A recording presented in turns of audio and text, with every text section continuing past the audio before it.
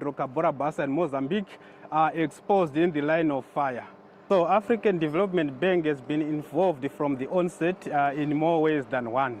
They went through with us from when the project started. They also contributed in training given to our technical staff, who then would endure those skills which can be applied not only within the region but also internationally. There has been also social responsibility that has been going on during the rehabilitation of the dam. Some clinics were partitioned, some roads were renovated. It has also brought a lot of tourism here, it's improved tourism.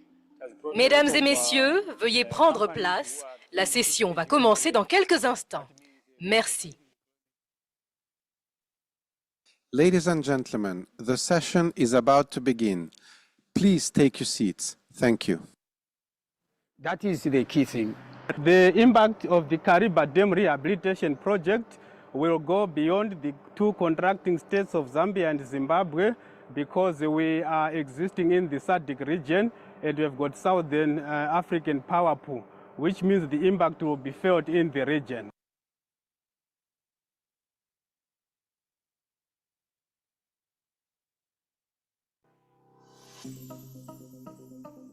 Hi, my name is Michelle Chuma. I'm working at Mater Dei Hospital. I'm the administration manager.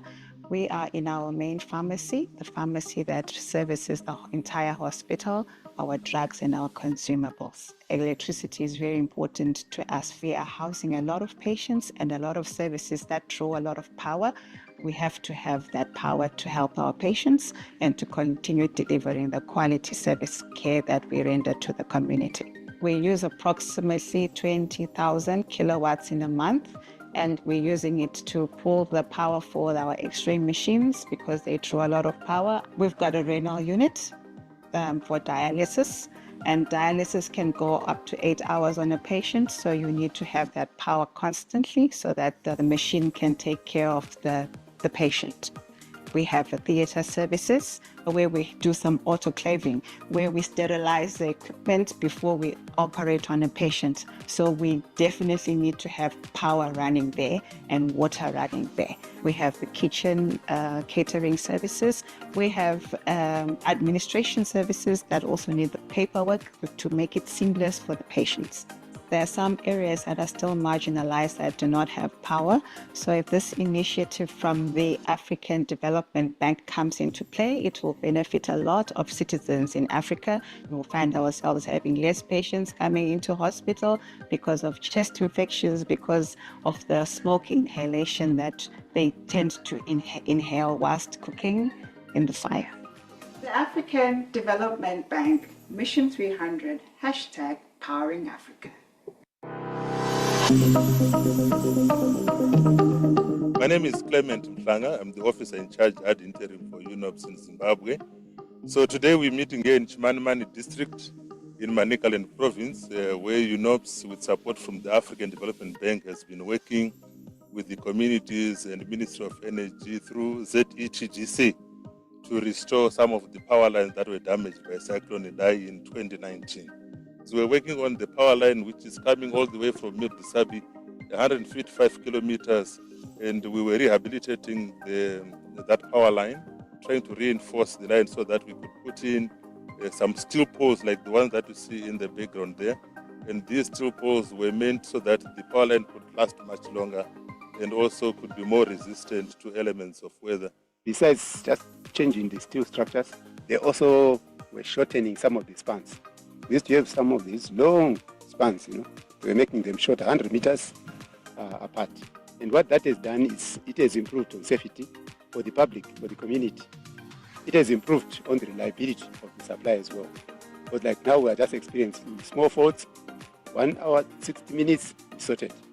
When African Development Bank sponsored UNOPS to do the project for the construction of a new line from Mildisabi to Chimanimani, then we have got enough electricity so far. Long back, Zimbabwe Electricity Authority Supply used it to limit electricity to those who apply for 3-phase or commercial electricity. But when I apply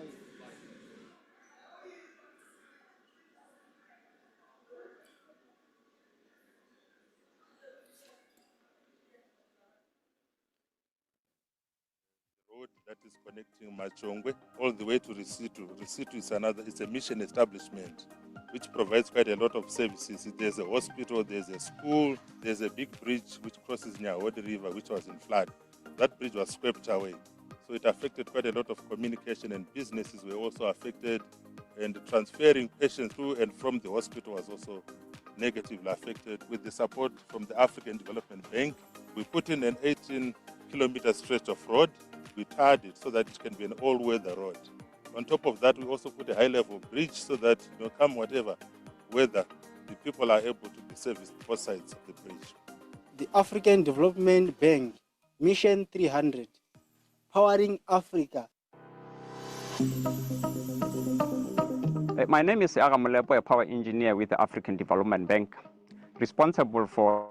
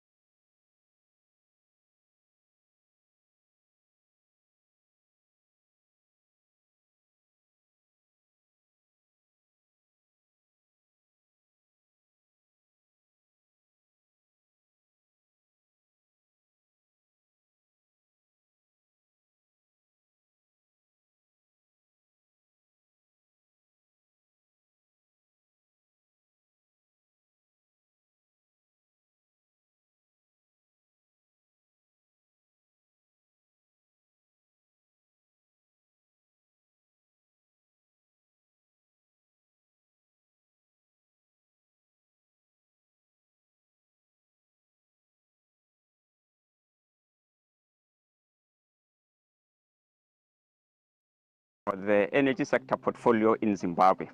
The emergency power infrastructure rehabilitation project was conceptualized in 2011 to improve the energy. Can you please come through and make sure the doors are closed?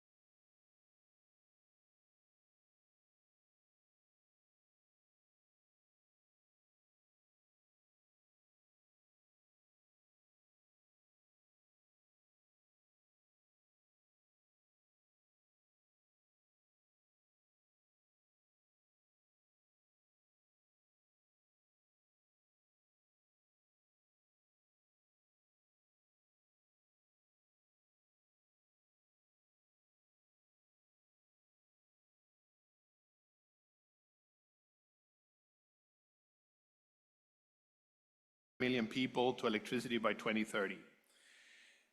Despite using different podiums, AFDB and the World Bank stand steadfast as leaders of this important initiative and are proud to join 29 countries in the delivery of their national energy compacts. And I'm proud to share, and you can go to the Mission 300 Progress page on the World Bank portal to check on the progress that we have been making, counting up to 32 million people already connected less than a year since the Dar es Salaam summit. But this is just the beginning. We are ramping up our support.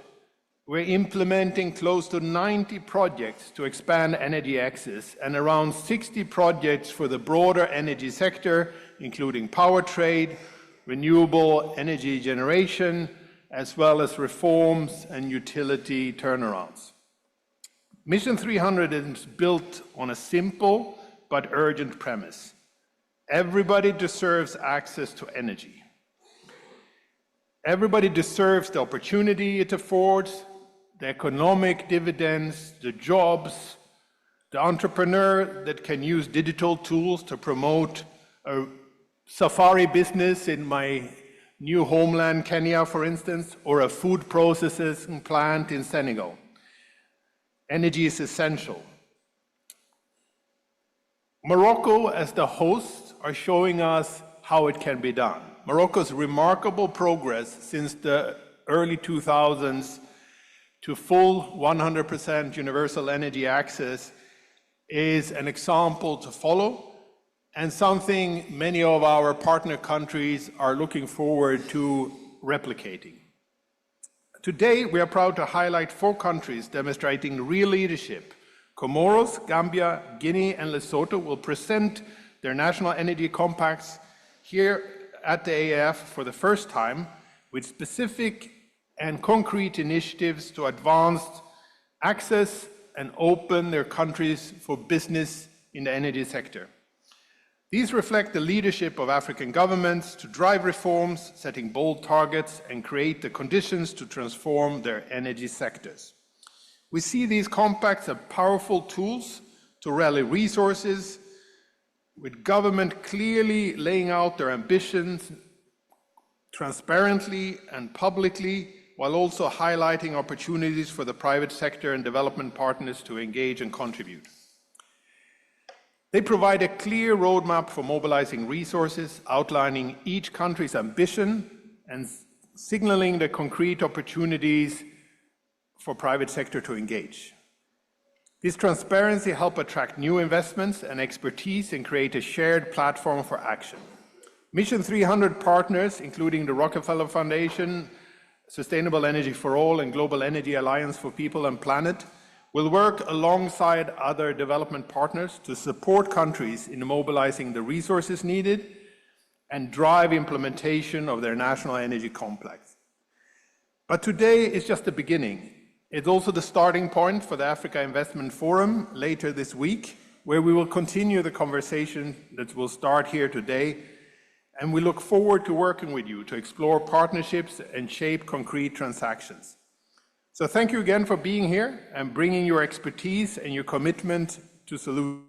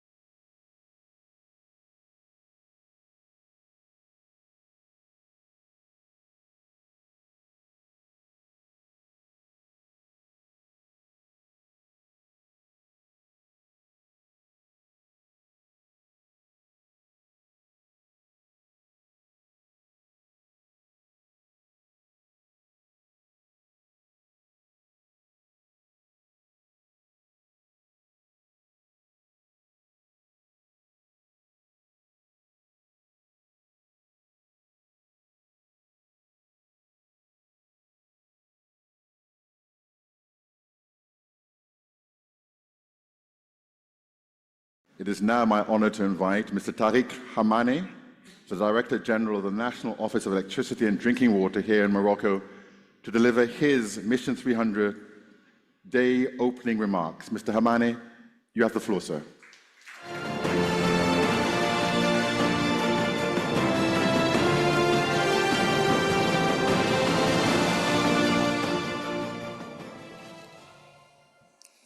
Good morning, Your Excellencies, Ministers and Government Representatives, distinguished partners from the World Bank, the African Development Bank, the Rockefeller Foundation, and other multilateral institutions and private sector leaders.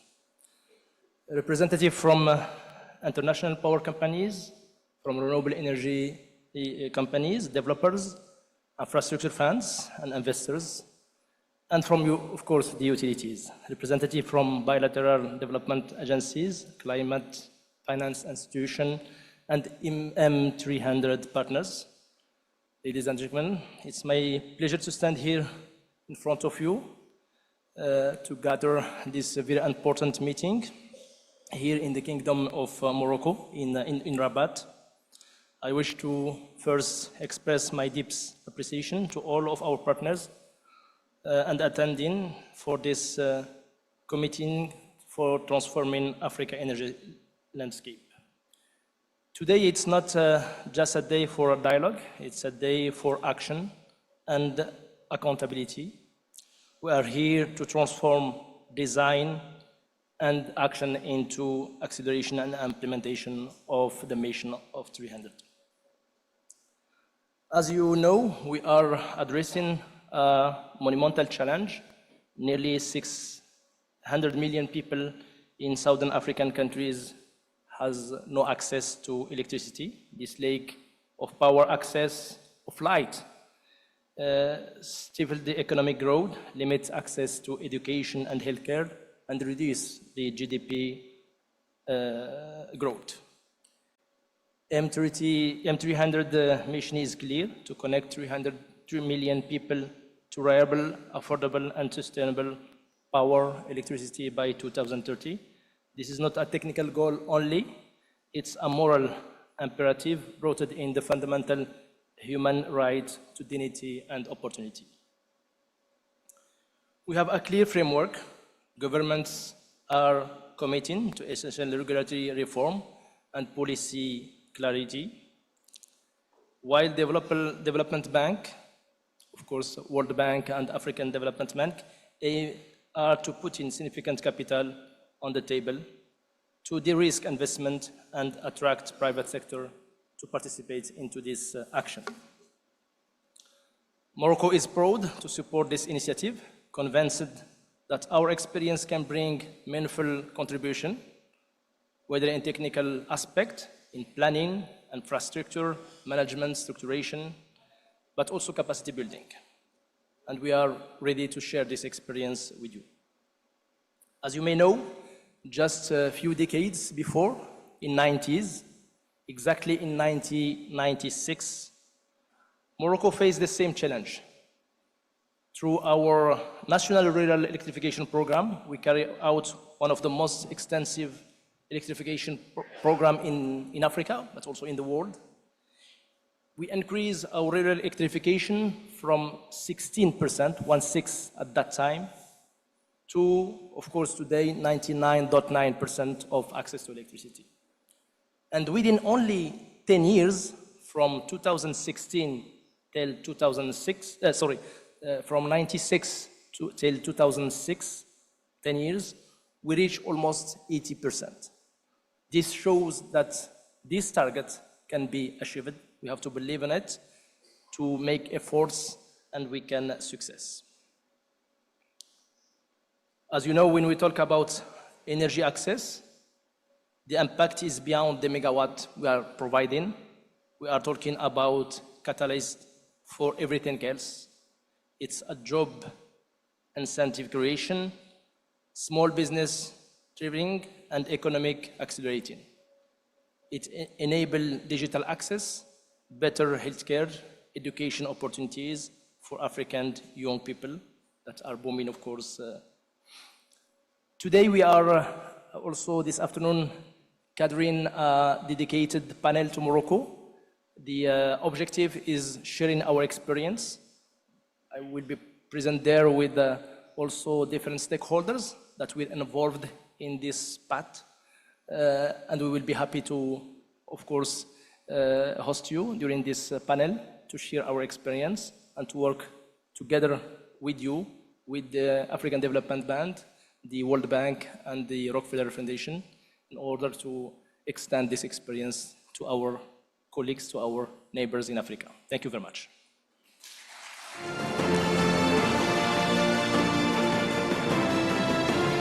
Shukran, merci, and thank you very much, Director General Hamane.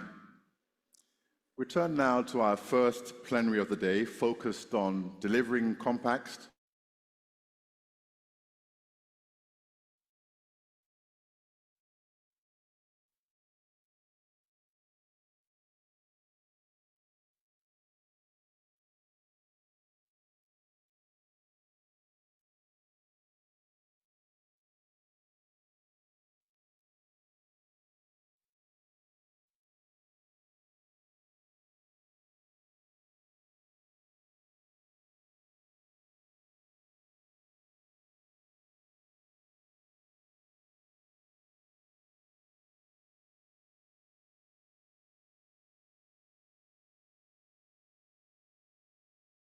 comme dire, celle d'attendue.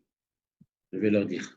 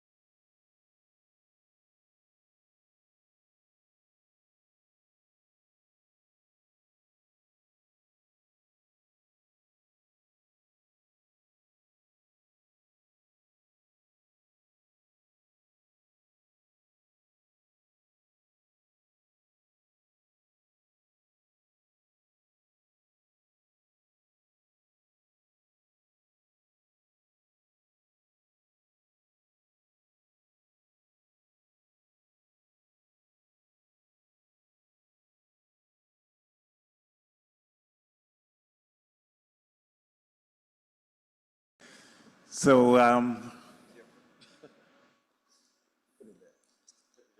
we'll start with you, Honorable Minister.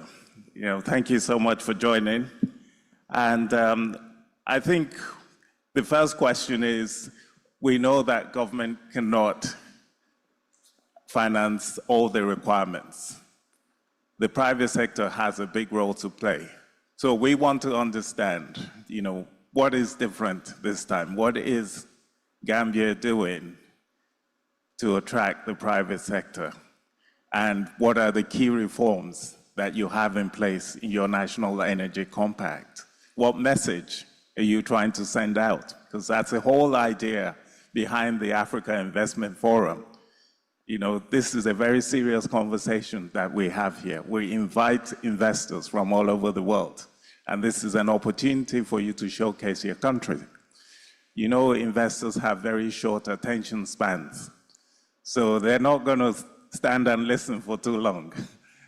This is your elevator pitch to investors to say, look, come to Gambia. Apart from the beach, what else? Over to you, Minister. Thank you very much. Good morning.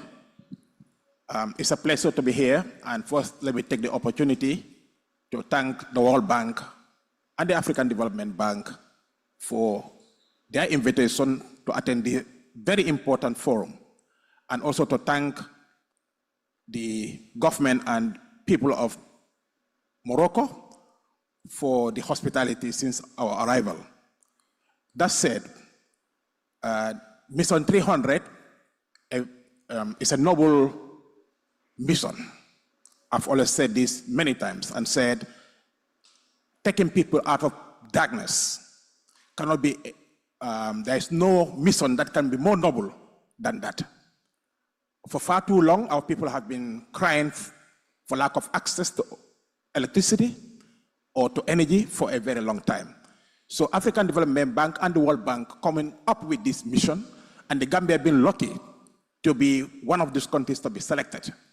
I think we are privileged. And this is in line with our own mission as a country to provide universal access to our people by the end of 2025. That was the mission that we had. And now this is going to be extended to 2026. We hope we can achieve universal access to electricity to our people by the end of 2026, which is in line with Mission 300. Since the change of government in 2017, the government of the Gambia has prioritized the energy sector as a key and critical sector that needs to be developed.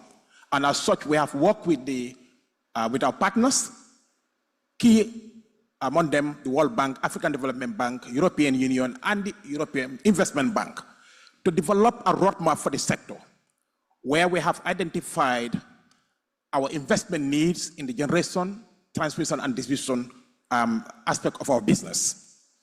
And as such, we have been attracting the private sector to participate in the generation side of the electricity business, which is very critical and capital intensive, because it's very rare to, for public funding to be provided when it comes to generation. And we think it is more efficient for the private sector to participate in the generation part of our business so that we can make energy more affordable and also accessible. And as such, the Gambia is always ready, and our investment environment is very conducive. We are a democracy, and we believe in the rule of law, and we respect the rule of law. Our constitution, section 105, guarantees all investors against any attempt in terms of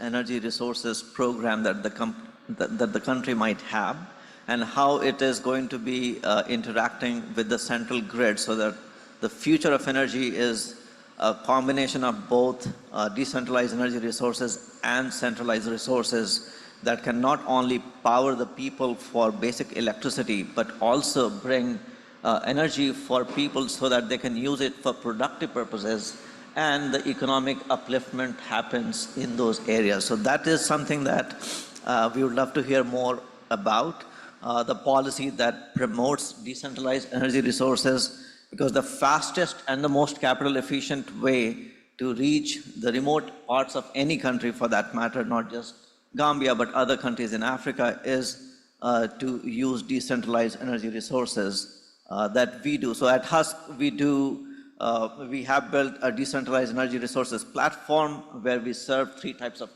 clients: community through the mini grids, both interconnected and isolated, residential rooftop solar, as well as electrical appliances, and very importantly, a solar solution for commercial and industrial client, all renewable. What is really exciting about Africa market is you don't have to take the route that Global North took, which is started with coal-fired plants. You can start with 95% renewable energy assets from the get-go. So I think the tax incentives, the method to repatriate your dollar in a reasonable fashion, cost-reflective tariff, the regulation that allows decentralized and centralized resources to interact, and very, very importantly, the acceleration that the Mission 300 program actually does provide to the whole continent of Africa forms the basis of accelerating energy, not just energy access, but really providing energy so that there's economic prosperity in these countries. And our ambition actually is to deploy a gigawatt worth of decentralized energy resources in Africa beyond Nigeria and deploy $400 million of capital over the next 4 to 5 years. Thank you. Well, thank you very much, Manoj. Thank you. So Honorable Minister Manoj says he's listening, but he wants to hear more. He wants to hear what you're doing about decentralized renewable energy. He wants to hear about the policies you're putting in place, about productive uses. He wants to know what you're doing about isolated mini grids. And how does he get his capital to India? He doesn't want to leave it in Gambia. He wants to repatriate his money. He doesn't want to be stuck, right? So, and he's got money. He wants to do 1 gigawatt of, renewables. And that's one of the reasons why we're asking governments to do these national energy compacts, because our governments have to speak the language of money. It's not a case of we need the power. Everyone needs the power, but you have to speak the language of money. And that's why we need our governments to communicate in a certain way. So before you come back, let me talk to my brother here, Omar, Sheikh Omar. I've known Sheikh since the days he was a developer. At that time, he used to chase me for money. So he knows how difficult it is. Now he's with IFC. He's the guy who gives the money. So I know we've been working together with IFC or the World Bank Group. We're trying to de-risk the sector. We're trying to make it easier for government to have access to capital. So based on your extensive experience, let's share some examples of what we're doing and the impact these new instruments are supposed to have in accelerating the pace of investment. Over to you, Sheikh. Thank you, Wale, and I'm always concerned, what someone calls me his brother and friend. So thank you for your nice question. I would say that Your Excellency, the Minister, and yourself, Wale, set very clearly what is the purpose of having, the compact.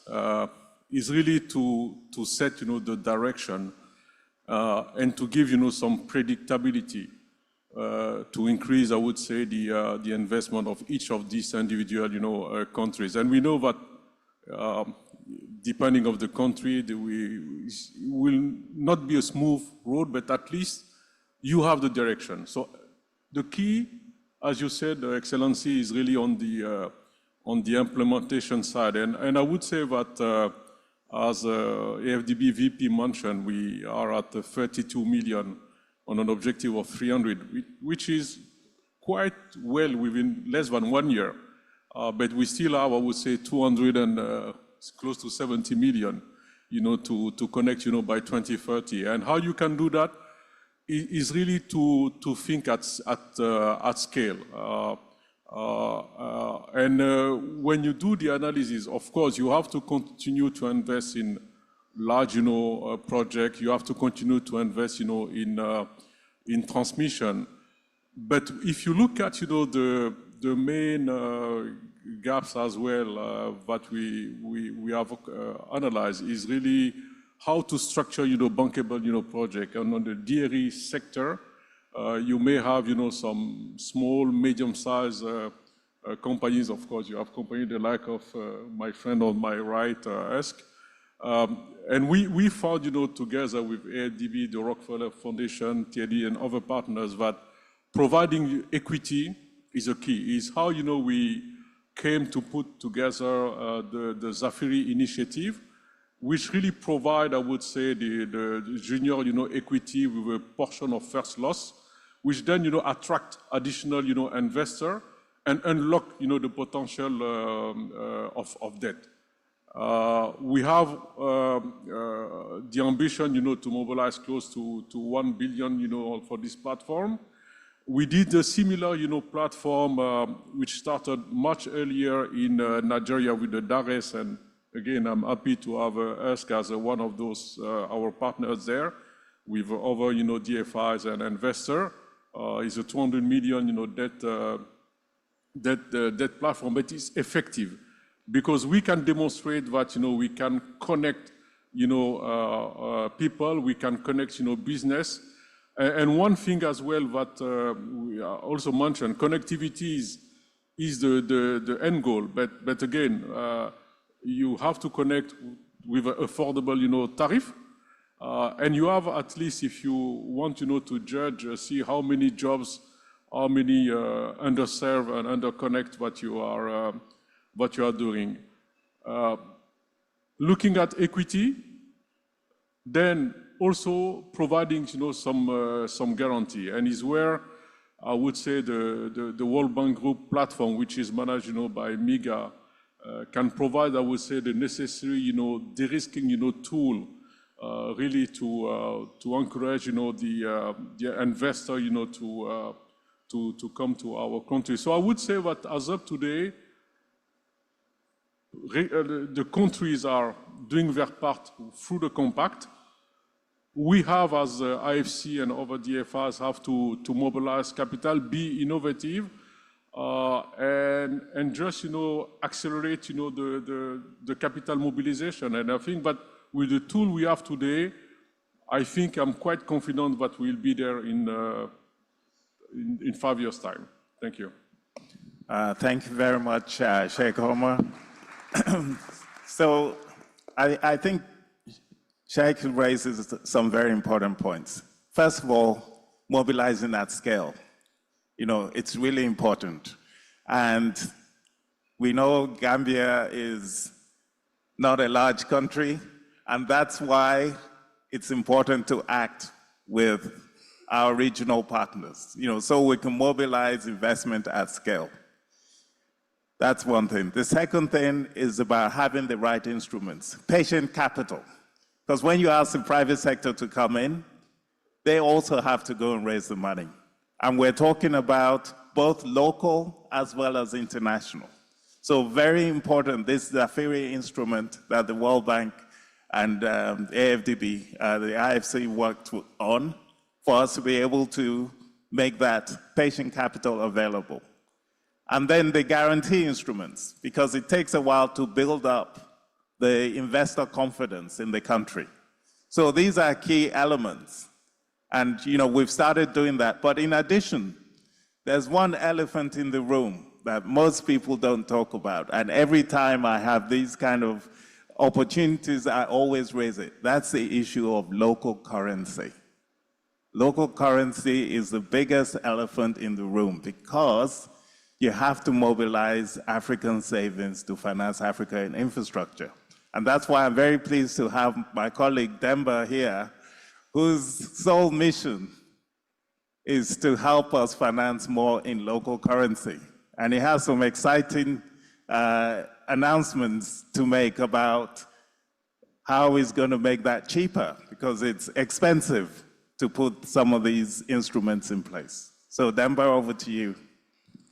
Thank you very much, Wale, and thank you for the invitation, and a pleasure to be here in this room among the distinguished panelists. So maybe I will start with a metaphor, and His Excellencies use the word, no one wants to live in the dark. Next. Let's maybe use a metaphor here. When you enter in a room which is dark, what do? You turn on the light. That fits the purpose of this discussion, right? But what you don't see is the dark is still there. I will use the same metaphor when it comes to currency risk. You have mentioned local currency financing is really needed. And mobilizing capital is important. As you clearly said, first of all, like any businesses, when you start a business, we always look for friends and family kind of money, right? So you shop around in your local markets. And then when you want to scale up, you need more equity, you need more debt. There are savings around the world, and now you try to mobilize them. Mr. Silla used to be a developer. You were chasing money before. I'm sure you have the experience there. Attracting capital, mostly private sectors, investors in your businesses is critical to achieve the target. And to come back to my metaphor, and you will see the link I'm doing here, the moment you bring foreign currency in your business model that operates mostly in local currency, the risk is still around. It's just shifting from one pocket to the other one. That's my metaphor between the darkness and the lightness. So to come to your point, indeed, Mission 300 is critical because what we are trying to do here is to connect people. And I will be also using a metaphor, sorry to using a lot of metaphors in my presentation here, but 300 million people, what does it mean? It's people that generate revenues, right? Get salaries, businesses that generate revenues, mostly in local currency. So when it comes to financing projects that generate revenues in local currency, the natural way is to mobilize a liability that is denominated in local currency to allow revenues and costs to be matched in terms of currencies. And the big challenge when it comes to mobilizing international capital is you deal with foreign currency, right? And it's well needed. I'm not saying that foreign currency is not needed, it's bad. The role of AFDB, IFC, and all of the DFIs is critical here because you bring a tool which is really needed in terms of reserves, but also financing your capex. I'm looking at Manoj here. Most of the equipment, unfortunately, is not produced locally in our market. You need to import them. So it means you need currency. So how to deal with that challenges? It's really important to find the right solution, the right product, to at the same time bring the investor in your country, in your project, but being also able to repay back that debt in a sustainable way. So that's why currency risk is really important because it can bring in predictability in your debt service because of the currency movement. I'm glad to hear that Gambia is open.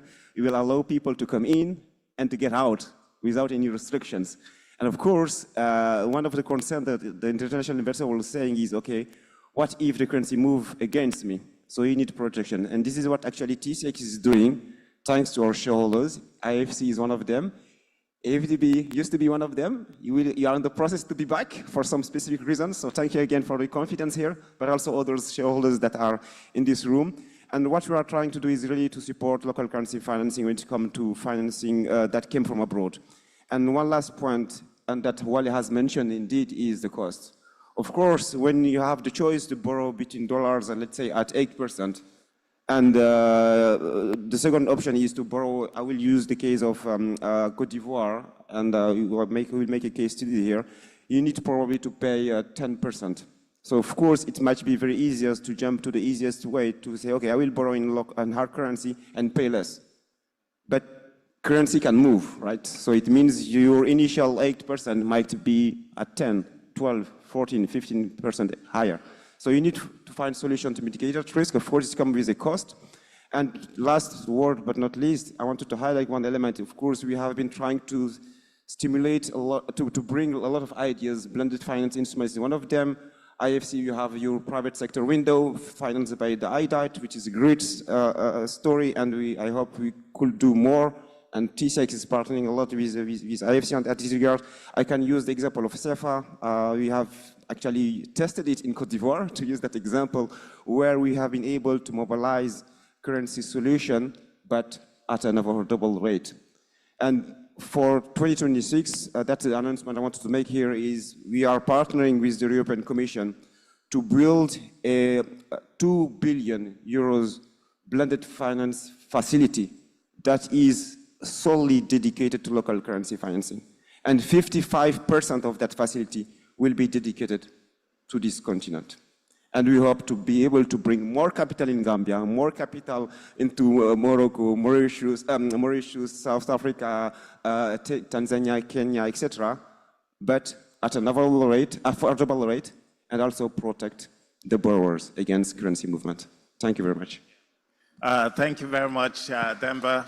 So basically what we're saying is, if your consumers are paying in local currency, your financing should be in local currency. But unfortunately, in many of our markets, the markets are not deep enough, so it's sometimes difficult to mobilize the long-term finance in local currency. But where we bring the hard currency, what TCX is able to do is to provide a cross-currency swap or hedging solution that allows us to be protected. If we're financing in hard currency and you're paying in local currency, we don't want to transfer that risk to the end consumer, because oftentimes the end consumer cannot bear the forex risk. And in a lot of cases, you're asking governments to provide guarantees, and our governments are increasingly saying, we don't want to do that because it leaves us with a debt burden. So you need a middleman in there that will help you manage this risk so that you have predictability, what Demba said, and also sustainable financing, because we don't want to bankrupt the country as a result of having to borrow a lot in hard currency in a way that is not sustainable. Our countries need to be able to recognize that. So having heard all that, Honorable Minister, back to you now to say, look, what are some of the specific reforms that you are putting in place under the National Energy Compacts to make it easier to attract the likes of Manoj, and then also to make it more sustainable? And the other thing to also talk about is the local content, because for it to be sustainable, you need the local institutions, both the developers and the financial institutions, to also participate. They say if the locals are not investing, it's very difficult for outsiders to come in. And that's one of the key issues in Africa, capital flight. If all the locals, the minute they get their money, they change it to dollars and send it to Switzerland, it's not going to work. So, Honorable Minister, over to you. Thank you very much. I think I will start with a friend from India, right? The Gambia is unique in the sense that we are a small country, and we don't have a lot of places that we call hard to reach in that country. And we had also the opportunity through the support of our partners. We have almost extended our medium voltage line in all the regions, in almost all the districts and constituencies in that country. Our size is an advantage for us. That's why in some of our discussion, I said the Gambia could be used as a model for the Compact program. We could be the first country to achieve universal access well before 2030. And that can be a big plus for the World Bank and African Development Bank to use the Gambia as a model. Because as we speak, we have extended the power line to almost all the regions in the country, across the country, providing access to over 1,100 communities. And these communities are going to be, the projects are going to be commissioned by the end of December, January 2026. That means we'll have few more communities that need to have access. But even with those communities, we have the power line crisscrossing in most of the areas. So we are encouraging green mini grids, but at the same time, our focus more is on grid-connected solar plants that will provide access to more people because the network is already available. But nonetheless, we have the regulations that encourages green mini grids in areas where we think access would be a challenge. And I can give an example where we have already had a developer that has installed a green mini grid in a particular community, even though they have been operating, but sometimes our rural communities are different from some other parts of Africa. The energy consumption in those communities is almost equivalent to what the urban population are also consuming. So when we bring mini grids to them, we think that they'll be consuming less, and it's the reverse that happens. Because these are communities where we have most of their people that are also working outside the Gambia.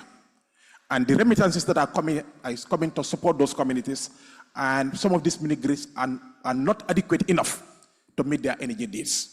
So as a country, our focus is not only providing access, we want to make sure they have access and availability is also there. That power is not just provided just to charge mobile phones and put on your fans. We want these people to be involved in petty businesses as a result of the availability of energy in their communities. And as such, these communities have now transformed, and therefore mini grids are being encouraged. But at the same time, it can be, the mini grids can be incorporated into the grid at a later part. So we encourage them, but not necessarily that the grid will not also come to those communities. It will come when it comes, the mini grid is integrated. And when the grid is, when the solar plant is not available, the grid will provide the electricity for the communities because we want real access.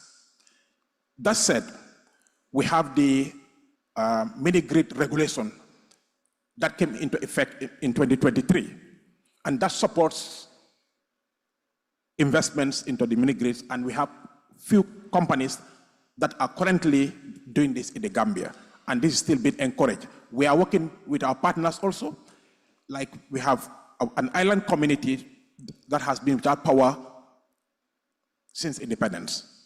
Today, we have worked with the United Nations, the UNDP, to provide access to those people through a mini grid, and this will be implemented in 2026. Funding is already secured, but nonetheless, the private sector are also encouraged to come where they can install mini grids, and later this can be integrated into the main grid, and we are encouraging them. We have the regulations, and we have the Act, which is the Renewable Energy Act, which is also in place that has provided some incentives for investors that are interested in the renewable energy sector as well.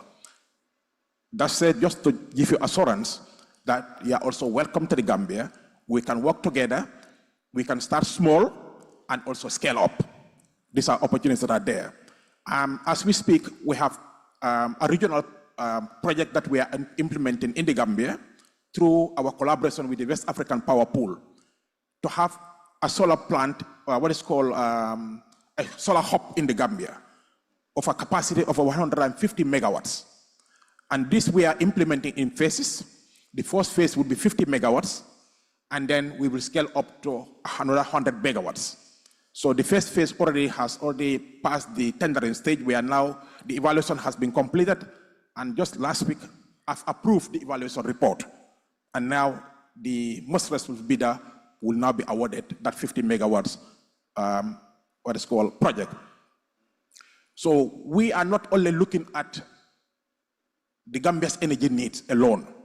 We also have this dimension where we want to export energy into the West African power grid. The market is already ready. The West African Power Pool has already set up a regional electricity market, and this has been tested. So we are ready to be able to also participate in that particular market.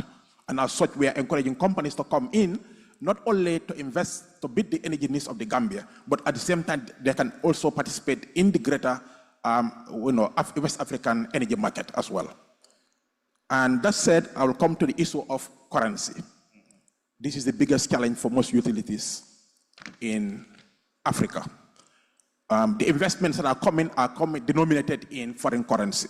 And of course, investors are expecting payments also in foreign currency, and we are receiving payments in local currency. Yeah. So there's a huge challenge. Most of the time, utilities are facing a lot of losses simply because they have foreign exchange differentials that are not covered sometimes by the tariffs that are being charged for the end user. Because the end user tariff in most countries is on the high side, and governments are doing everything because tariffs are politically charged. And therefore, utilities find it difficult to recoup everything from some of the losses that they make as a result of foreign exchange differentials. So it is going to be a welcome idea if some of the investments can be done in our local currencies. Yes. So this will help us. And sometimes I hear a lot. We have billions of capital for private investment, but we don't see the money. Where is the money? So, I think the private investors now and some of the, what is called the, where we have the funds, they need to tell us where the funds are and let them come up. We have the right environment for them to go and invest. The risk that they are sometimes foreseen is just a passive risk. It's not there. So because governments, we are doing everything possible to de-risk. And our partners are also helping us to do some of this de-risking. So therefore, the passive risk that is there that sometimes the investors are looking at, I think they are just passive risk. They are not there. So come, please. Africa is ready for investment. We are ready to partner with you. Our development partners are supporting us in this endeavor. And we have the right environment. We are doing the necessary reforms, even for our utilities. In the Gambia, for example, we have the Gambia Electricity Restoration and Modernization Project that has been funded through the World Bank, African Development Bank, and other partners to reform our utility. And since then, we have seen some significant progress in terms of the performance of the utility to become more financially sustainable, so that as an off-taker, when investors come into the country, they have no fears. And in fact, if you look at the way, in terms of our metering, over 90% of our customers are on prepayment metering. And therefore, there's revenue assurance when it comes to payments. So just to encourage them, please come to Gambia, not only Gambia, but Africa is ready for investment. Thank you. Fantastic. Thank you, Honorable Minister. Honorable Minister is now talking the language of money. He says, show me the money, because you're right. Your pension fund in California has no interest in Gambia. And let's call a spade a spade. So, but what you said is very interesting. And, you're talking about the reforms that you've put in place. The small size of the country is actually an advantage because you can reach every corner. So that's all really good. And the fact that, productive use is critical as well. So, kudos to government. The Gambia is open for business, being part of the West African Power Pool.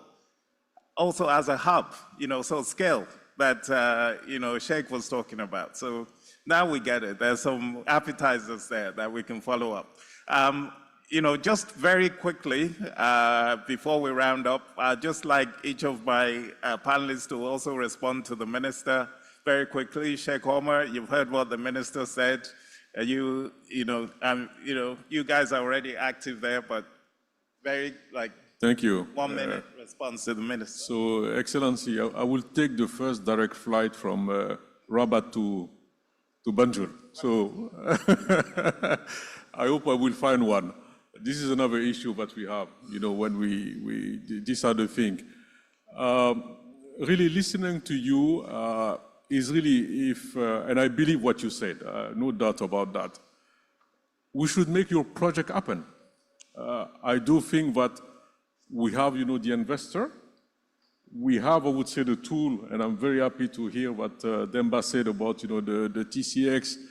Maybe one ask, is really linked, to the scalability. We have the DARES, we have the Zafiri, we have many platforms, we have the guarantee, tools, we have the support, the public support that the World Bank, the EIB, the AFD are providing to the government. So for me, it is there. And Demba, with this initiative that you are building with the European Union, just build on what is existing. Don't try to invent something else. You have the Zafiri here, you have the, try to map what are the initiatives which are working, which are providing the equity, the debt, the de-risking tool, and where the complement of the local currency is critical. Then we can roll out.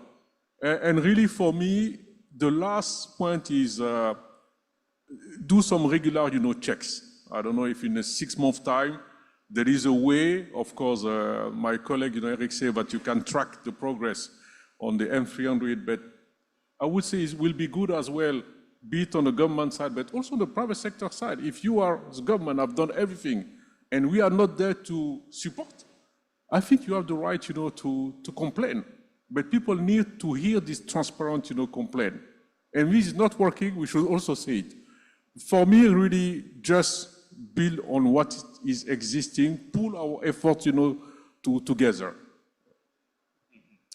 Thank you. And Demba, I'm going to bring you in very quickly. I mean, we need to do more policy dialogue around the local currency issue.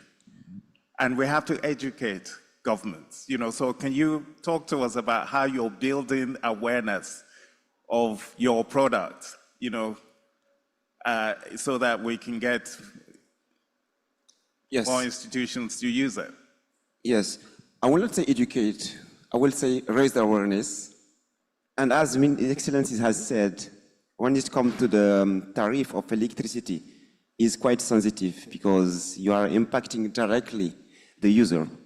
So, and unfortunately in our continent, most of the PPAs that are financing projects on the grid, you have mentioned, Excellencies, that initiative, are indexed or denominated in hard currency. I will use the case of Kenya. I'm sure many people in this room have seen what's happening there last week or 10 days ago. They have done, they have lifted the moratorium on PPAs. And they have now introduced the possibility to have PPAs not only denominated in dollar, but also in Kenyan shilling, or having a kind of hybrid solution. So I would encourage government to look at it, because you are pointing out and explicitly putting a number and bringing light on the price of electricity, because every time the currency will be moving, if the PPA is denominated in local currency, the user will not see it because the pricing will remain fixed. And again, that's the main message I wanted to share with the local authorities when it comes to policy shift, raising the awareness. Solution exists. India, they do well. South Africa did well. Botswana, Mauritius, those are the countries where PPAs are already denominated in local currency. And we need more PPAs in local currency to be sustainable.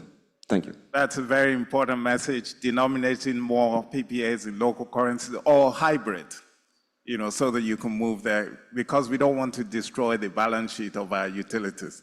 Now, last but not the least, Manoj has a very important announcement to make, because you were asking him, asking us, where's the money? He's going to show you the money. So Manoj, over to you very quickly. We're over time, but what's this exciting announcement you want to tell us? And I think he has one slide that he wants to put up. So if the IT people are able to put up the slide. Over to you, Manoj. Thanks, Wale. And just before I make the announcement, thank you, Minister. Everything that you spoke was music to my ear. So my CFO is in the room. We are going to seriously analyze entering Gambia pretty soon. So thank you very much. So today, HUSC is very excited to announce the launch of our decentralized energy resources platform that is powered by artificial intelligence. And as I was mentioning earlier, we are ready and willing to deploy 1 gigawatt worth of decentralized assets in Africa continent by 2030. And we are currently seeking $400 million to be able to deploy those many assets in Africa. So you may ask, what is a DER? So what the way we really describe this is, it's a unified set of technology which is solar PV, battery, but very importantly powered by our artificial intelligence network that can manage tens of thousands of, let's say, 1 megawatt assets across multiple countries, across Africa. So that's what decentralized energy resources is. We have 3 off-takers. One is isolated mini-grids, typically 100 kilowatt in size, interconnected mini-grids that are typically 2 to 10 megawatt in capacity. And so those are 2 for the community type of off-takers. Second is commercial and industrial. That is typically megawatt and above, both solar PV and battery for commercial clients or industrial clients, single off-takers with PPAs. Thirdly, for residential customers, which is both residential rooftop as well as energy efficient appliances. We have been present in Nigeria for many years now. We are the leader in the decentralized energy resource space in Nigeria with 70 mini-grids operating today. And we are executing on 150 megawatt worth of pipeline on the interconnected mini-grids in Nigeria. We are really excited because this deployment of 1 gigawatt assets will create 25,000 direct jobs, mostly in the rural and peri-urban areas of Africa. And we could not have even imagined even half of it without the help of the World Bank, the IFC, AFDB, through the Mission 300 program. In my life, I did not think I would be able to enter more than 1 country, which is Nigeria. Now we honestly feel we can enter 5 to 6 countries in the next 5 years. So thank you for all the support and acceleration that has been provided. We are here to do private-public partnership, and we invite governments to speak with us, and we would reach out to you. I will reach out to you, Your Excellency. And we have a boardroom event on Thursday at 11 a.m. We welcome all of you to come and have a chat with us. We are looking for $400 million to deploy in Africa markets for 1 gigawatt ambition that we have. Thank you. Thank you very much, Manoj. And thank you to all my panelists. Honorable Minister, AI is coming to Gambia, so through Manoj. Thank you. So can you please give them a round of applause? Thank you so much. Thank you very much, Wale, ministers, and all the colleagues. Please just stay on the stage for a few moments for your group photo. And if the minister could please be in the center and everyone else flank the minister, thank you very much.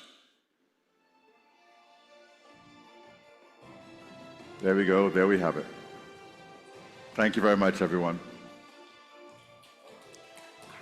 It was a really stimulating and action-oriented session. You know, I spent many years working with the former UN Secretary General, the late Kofi Annan, who was very passionate about this issue of energy.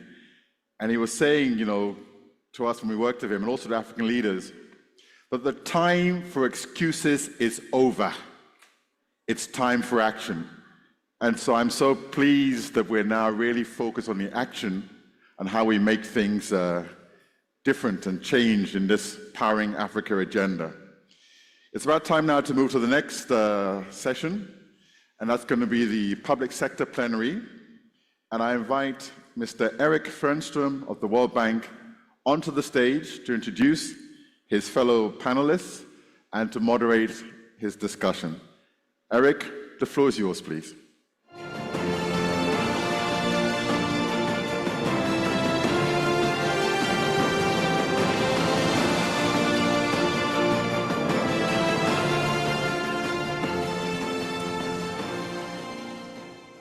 Thank you very much.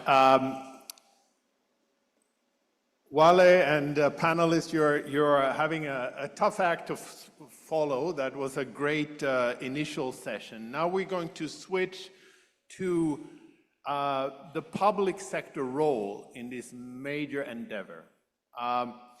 As many of you investors in the audience know, the public sector in Africa play a crucial Comme vous le savez, le secteur public en Afrique joue un rôle important en mettant en place l'environnement et le partenariat qu'il faut pour encourager les investissements dans l'énergie dans les pays. Nous avons des partenaires clés et je vais présenter le ministre des Ressources naturelles du beau royaume de Lesotho, honorable Moleko. Veuillez venir, s'il vous plaît.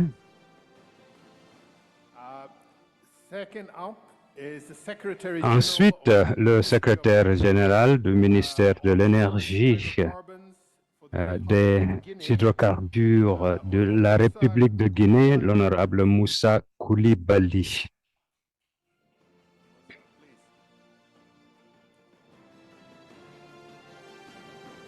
Third up, my good friend and a veteran of the African energy sector of over 38 years of experience, our Director of Power System Development for the African Development Bank, Bachi Balde. You're most welcome, Bachi. And last but not least, an intricate key partner in the Mission 300, the Senior Vice President for Africa for the Rockefeller Foundation, Mr. William Asiko. Most welcome.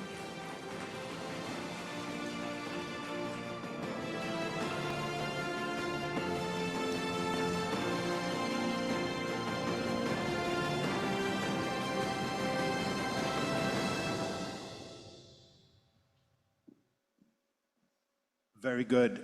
Gentlemen, you're most welcome. And I think we need to appoint some additional female ministers to join us on this panel next time. So apologies for that. We will do better. But I think that the subject here is extremely important. And I'll turn first to Honorable Minister Moleko. The Lesotho Compact sets an ambitious target of universal access by 2030, with a strong emphasis on private sector participation. But we know that we need critical reforms, as well as innovations to attract the private sector, both in terms of investments and to aid in that acceleration of last mile electrification. Can you emphasize some of the key features of your compact and the program in Lesotho to accomplish that? Thank you very much. Let me say that our strategy is a five-pronged strategy in terms of achieving universal access to energy. We have generation where we have set a target to become a net exporter of 100% clean energy into the region within the next 2 years. We are currently building solar farms to supplement our hydropower station. And we are also on the verge of building our second hydropower station, which is Oxbow, 80 megawatts. But together with that, we have to build about 5 power lines, 4 into South Africa, where we'll sell our excess power to, and 1 main one across the country. To achieve being a net exporter of clean energy into the region, we are going to be signing an MOU with South Africa, which will ensure that any excess power will be able to sell to their utility companies. But at the same time, we have access to the Southern African power pool. Then we have, as a third leg, we have distribution. In terms of the distribution, we are doing mini grids to the hardest to reach places. We are looking at standalone systems as a package to those hardest to reach places. Then we have institutional reforms that we are doing, and we have legal reforms. In terms of the legal reforms, we will introduce an energy facilitation unit to make sure that when investors come, they can be guided in terms of achieving their objectives. And we will also be introducing an energy fund to subsidize the tariffs which are high when especially for the mini grids when compared to the grid. When it comes to institutional reforms, we have a situation whereby our utility is very weak technically. It's almost technically insolvent. So we have introduced a performance improvement plan. We have introduced also a turnaround strategy, a long-term strategic plan, and we are looking at tariff reviews. So we believe that all this holistic approach will ensure that when investors come, they will find that there is a level playing field. I think it's important to also note that Lesotho, despite the fact that it's a very small country with 2.3 million people, a land mass of about 30,355 square kilometers, its market is not only in Lesotho but regionally. Within the Orange Sinku River Water Basin, which encompasses South Africa, Botswana, Namibia, and Lesotho, we occupy 3.4% of the land mass, but produce 40% of the water. Hence, we are known as the water tower of the region. Because of that water, water becomes our number one asset, and it gives us quite an advantage in terms of hydropower. So our vision is also to increase our hydropower potential. We have one hydropower station called Muela, which is 72 megawatts. We've issued a design and construction supervision tender to build an 80 megawatt power plant called Oxbow. I think the tender is for about $50 million US. So within the next 2 years, we'll then go for construction. But we have more than 10 other potential sites for hydropower stations, which would be interesting to look at as investors.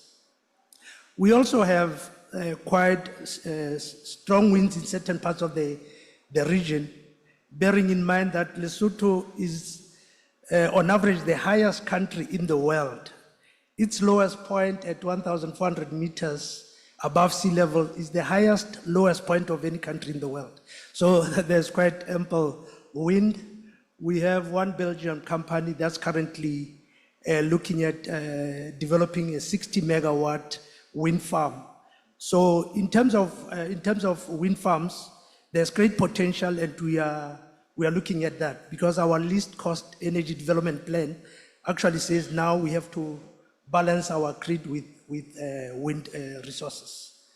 So I think that's the answer to your question. Thank you. Could I just, Minister, could I just follow up here? You mentioned, and I think the water tower of Southern Africa is very exciting. So I can see a lot of opportunity in the hydro space. You mentioned wind, you mentioned the interconnectors and the broader policy engagement. For the more distributed energy stuff and the off-grid power, I know that Lesotho is a mountainous region, and I'm sure they are part of the country which might not be so affordable to reach with the grid. Are you introducing any specific policies for that in the compact or in your programs? Yes, definitely. As an example, we are currently deploying about 15 mini grids to the hardest to reach places, whereby we have taken out a tender for private companies to actually invest in those mini grids. They are given a concession to do a mini grid that, for example, could power about 300 to 400 households. They will put in the prepaid meters. They will agree the tariffs with us to recoup their capital injection and their returns. So that's what we're doing. We will also be deploying those mini grids. Over and above that, we are looking at standalone systems as packages for isolated households.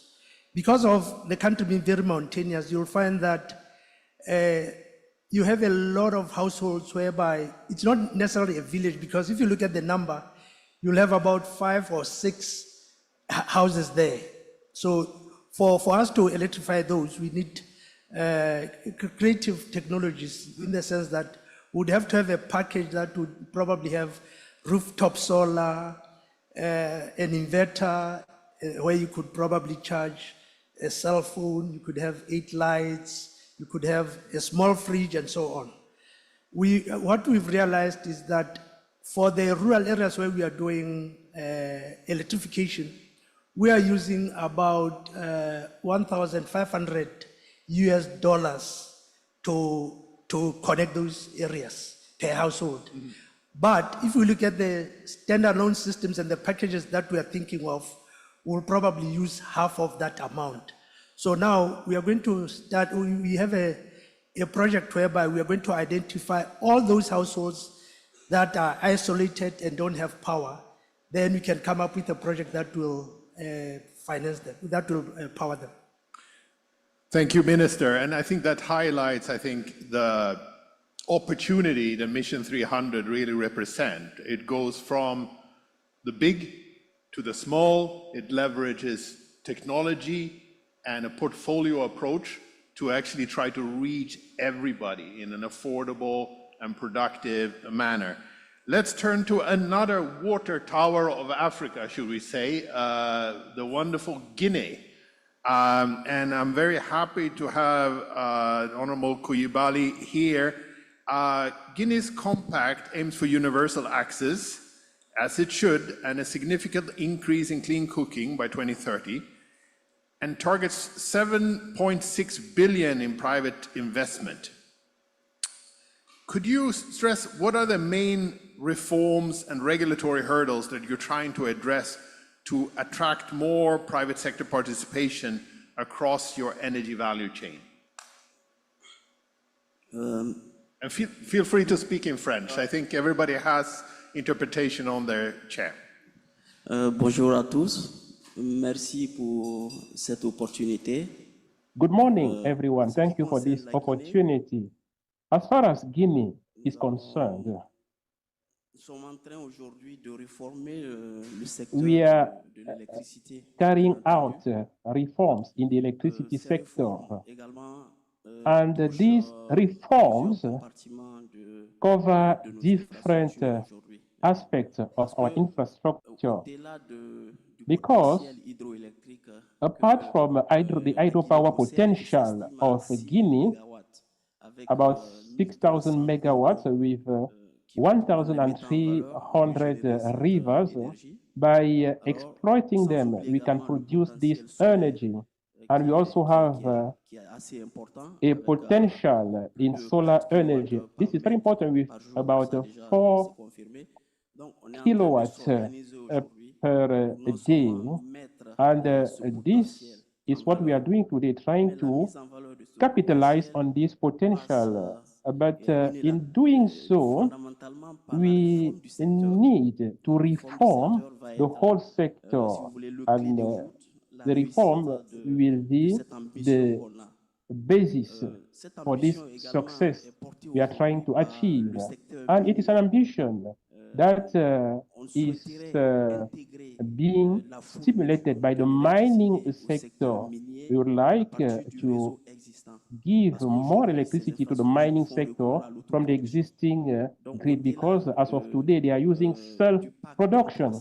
So beyond the M300 package, initially our ambition was to cover the whole country by 2030.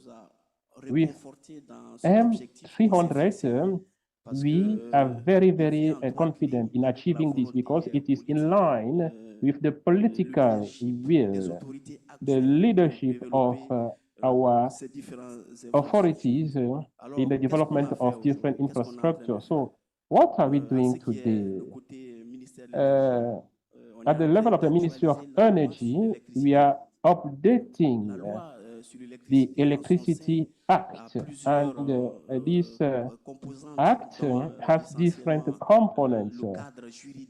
including the legal framework, the statutory framework, as well as the legislative framework, because we want all operators that are involved in this sector to be guided by these reforms we are carrying out. This is ongoing work at the level of the ministry, but we also have a problem. Qui également a bien entendu avec le soutien du ministère, nous en tant qu'autorité, on les accompagne. I was saying, we also have a public operator that we are supporting through these reforms, covering the financial framework, building capacities, and working with the regulation authority in order to provide good tariffs. So the global vision, today we are producing about 1,310 megawatts, and by 2030 we'll be producing 4,000 megawatts. And with all this ambition, with the support of the public sector, we also need funds. With about $7 billion to be mobilized by financial and technical partners to achieve this objective. So Guinea is changing. Today, Guinea is a stable country.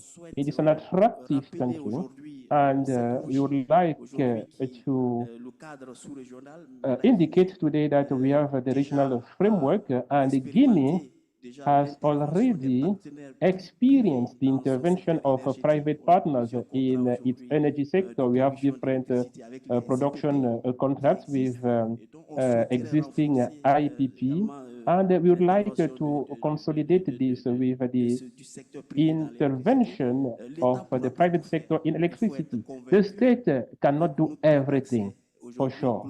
So the access rate for now is around 52%, with gaps between rural and urban areas. So it is very, very great.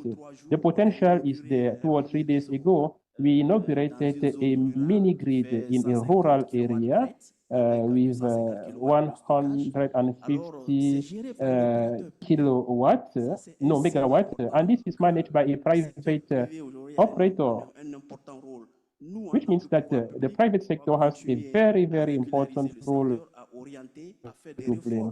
The public entity will continue regulating and carrying out reforms to improve the sustainability of the electricity sector. So we have an open vision. We have an open vision.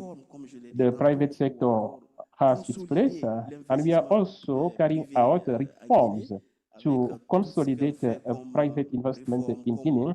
With all the reforms we are doing, all the mobilization work that is being done to attract the private sector while providing guarantees to investment, so much so that everybody should feel comfortable in Guinea.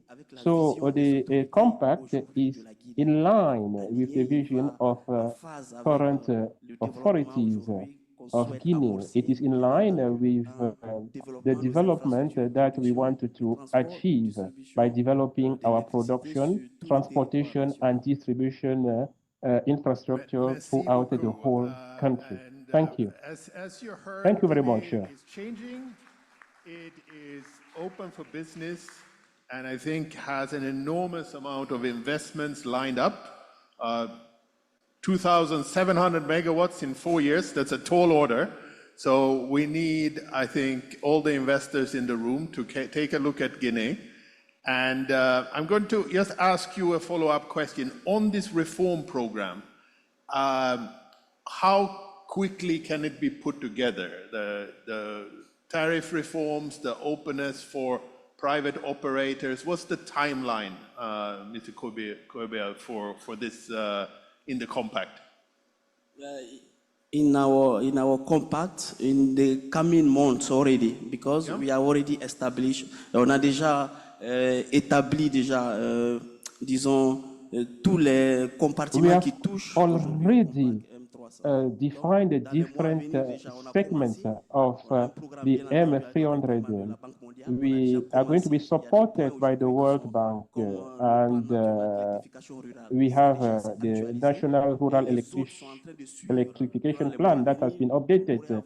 And in the upcoming months, we will have a streamlined framework, an attractive framework for the implementation of the M300 compact.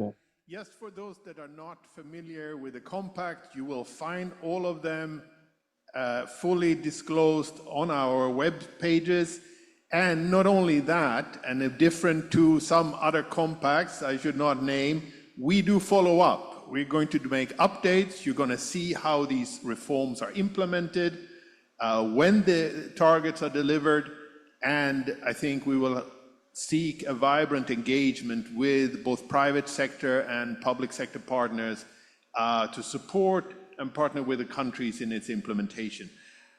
Talking about partners, we're going to go to my good friend William Masiku, Senior Vice President of the Rockefeller Foundation, to talk a little bit about what the philanthropic organizations, the role they can play in supporting and accelerating the implementation of Mission 300 as a whole, but more importantly, and for today, these energy compacts, like Guinea, like Lesotho, how are the philanthropic community able to support, provide de-risking and innovative instruments for these countries as they embark on a quite ambitious journey?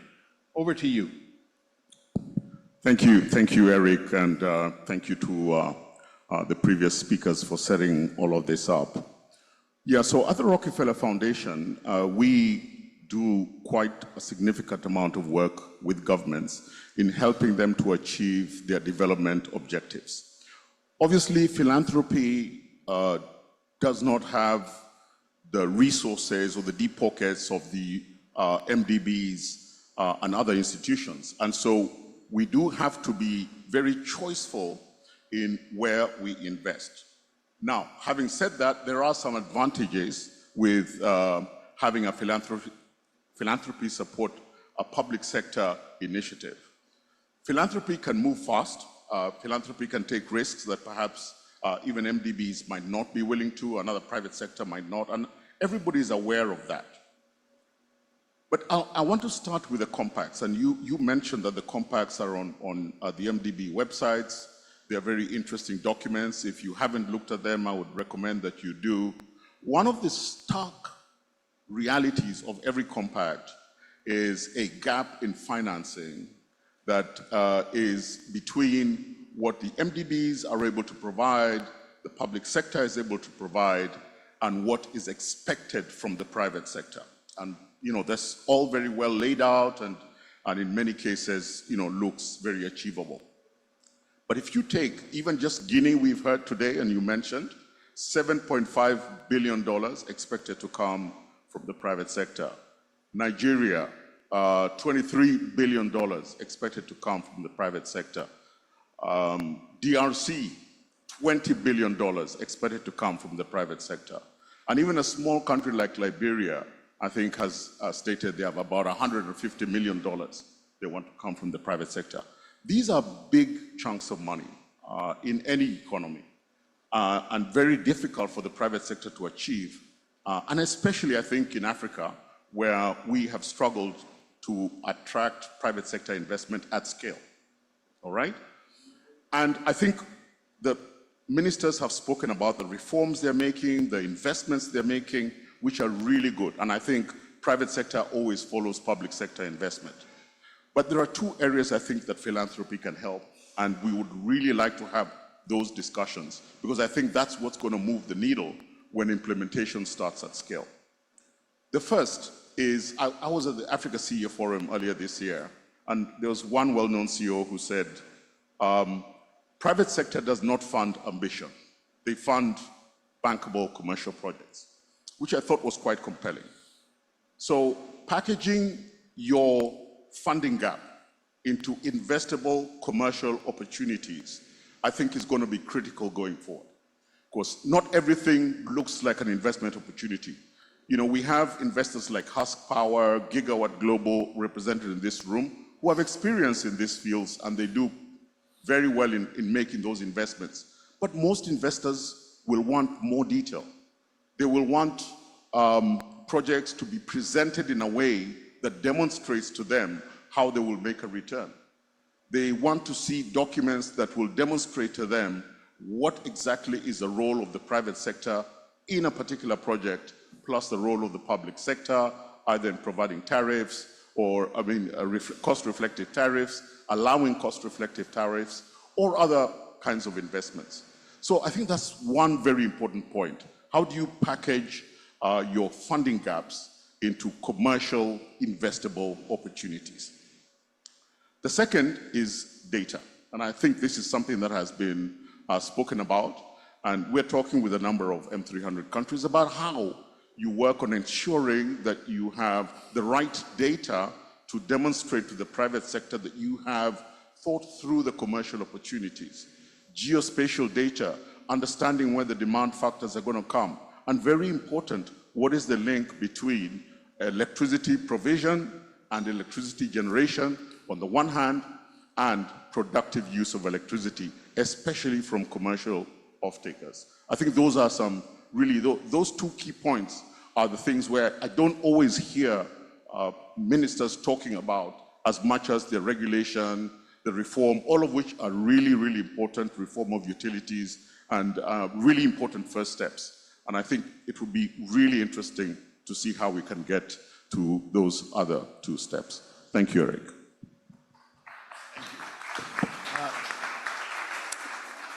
This is fantastic, but maybe for those that are not as familiar with Rockefeller Foundation's work specifically, because I think sometimes you are working a lot on the enabling side. So can you speak just a little bit more on things like the compact delivery units and some of the things where Rockefeller has been very active on the Mission 300? Yeah, certainly, Eric, and that is exactly right. So one of the things, the key things that the Rockefeller Foundation is doing for in the M300 partnership and ecosystem is supporting country delivery and monitoring units, CDMUs. And the idea is that every single country will have a CDMU at some point to monitor delivery and support government in delivering their M300 objectives. CDMUs are critical, and we're working with the governments to ensure that the right level of expertise is sitting in the CDMU in order to support some of the things I just talked about. How do you package investable opportunities? How do you ensure that the right data is available for the private sector to look at? So CDMU delivery is something that we are very keen to do that. We also have what we're calling ODI fellows in each country who will work with the CDMUs, but they'll also be the boots on the ground for the foundation to understand what are the gaps and how can we look at opportunities to support governments to go further in achieving their M300 objectives. Let me also just say something a little bit about our Global Energy Alliance for People and Planet, and they're represented here and will be speaking in a panel later on. This is an entity that was founded by the Rockefeller Foundation to exactly do the kind of things that M300 is trying to achieve.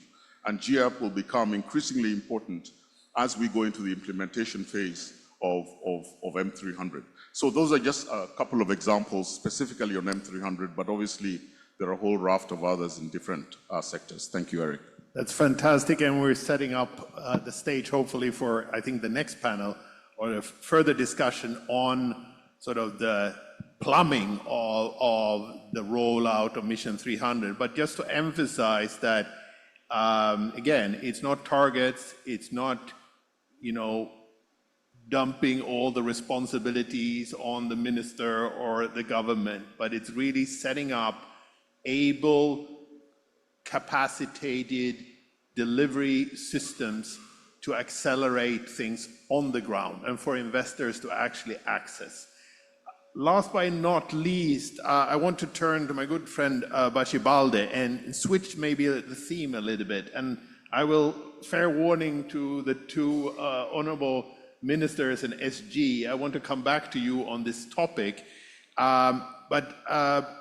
Balde, regional integration is a key driver of energy sector development in Africa. I think it is heavily underutilized or underinvestment so far, and I think we see a lot of demand on the World Bank side as well as AFDB. So from your perspective and African Development Bank, what are the most promising models and mechanisms to strengthen regional power markets and interconnections? And how can countries overcome the persistent barriers to effective cross-border energy trade? Thank you very much, Eric. I think I'll just say that the first building block for regional interconnection and power trade is the utility. No matter which way you look at it, it's the utility. If you have a credit-worthy utility that can pay its bills, then you can have a national market, a regional market. But if all the market participants are broke, we have a big problem. And that's where we have to start. It's like a house. The foundation for regional integration and trade are the power utilities. Then the power pool set the rules for interconnections, etc. And the regulators set the rules for operations, trade, etc. I think once we understand it that way, it becomes easier. So you start with the utilities, and I won't go into details, but you've heard all the ministers talk, and it's not about size. Gambia may have a size advantage, Lesotho a height advantage. I've had the privilege to work in both. It's not easy to get private capital in, but I think we know what to do in terms of restructuring the utilities, whether it's from technical assistance to management contracts or affirmage or management lease contracts to concession to outright divestiture. There are many, many models. But I'll just summarize that it's a PPP. It's government-led. It must be government-led because government must know what it hopes to achieve through a national master plan. Each country has one. But what is more important is aligning that national master plan with the regional master plan at the power pool level. So you can now optimize and benefit from economies of scale and scope. So countries with excess electricity, hopefully renewable, can help those with a deficit. And then you can put the transmission lines, that's the physical infrastructure, but more importantly, the soft infrastructure for trade. So having said that, there are different models. In West Africa, ECOWAS, West African Power Pool, is established by treaty, quite strong, robust, legally. But then we are not ahead. The most advanced power pool is South African Power Pool by MOU. So these subtle legal differences are very important. The natural endowments are also very, very important. You just had Guinea, 6 gigawatt, a lot of hydro. So there's a lot to happen there. In the north, it's about gas, South Africa, coal and gas, etc., etc. So I think those national, should I say, master plans being aligned with the power pool master plans is very, very important. And these are already approved by ministers, heads of state. So there's no point reinventing the wheel. You just have to execute what the honorable ministers and heads of state have approved. And this is what Mission 300 has done, because in each National Energy Compact, Pillar 2 is regional integration. And all the priority lines that each country, whether it's Lesotho or Gambia, which is already receiving power from Guinea and Senegal, is already there. So we just need to define the projects and execute them. And I must emphasize here that the public projects are extremely important because the private sector will not go into transmission easily. You can see the problems we are having with generation. We've been waiting for the private sector investment in Gambia since the 90s, 95. That's why we set up NAWEC. We're here about 30 years after. We're still waiting for the investors. So if investors don't come, are we saying we should not develop? No. Investors will come if, as Wale said, they can have a line of sight to their money going in, and as the Honorable Minister said, their money going out to pay their shareholders. So it's a partnership. There are things that the government must do, and there are things that the private sector must do. And it's a mix. Where you have grid power, that's where we all want to be. Grid power for industrialization. So if it's Guinea, it's about mining and the green mineral chain, iron ore. We are looking at in Liberia, for example, 200 megawatt hydropower plant with the World Bank that we can do under a PPP model. You have the Cote d'Ivoire, Liberia, Guinea, Sierra Leone transmission line project called Transcorp 1, including access projects. That's also very important. You don't want to build dams and transmission lines and the communities don't benefit. So that's how CLSG 1 was designed. And we are now looking at CLSG 2, possibility of having private sector management, development, or even investments. So it's going to be clusters of countries rather than top-down. That's also very, very important. So you start with the utilities, sort them out, sort out the power pool through clusters of countries, and then the power pools become interconnected, eventually cross-power pool, like we're seeing from Kenya, Tanzania, and now ZTK coming up from Zambia. That means East African Power Pool will be connected to SAP, South African Power Pool. So it's that sort of sequencing, building, slowly but surely. Areas that are far from the grid, it makes sense to have mini grids, battery storage, etc. But we must never forget that at night there's no sun. Sometimes it's cloudy. The famous Ouarzazate in Morocco here, some development partners were shocked when we visited the Ouarzazate plant. The output was zero because it was cloudy. So power supply security is the #1 priority. The outage cost, if you look at it in terms of lost GDP, is huge. That not only bankrupts the utility, the country.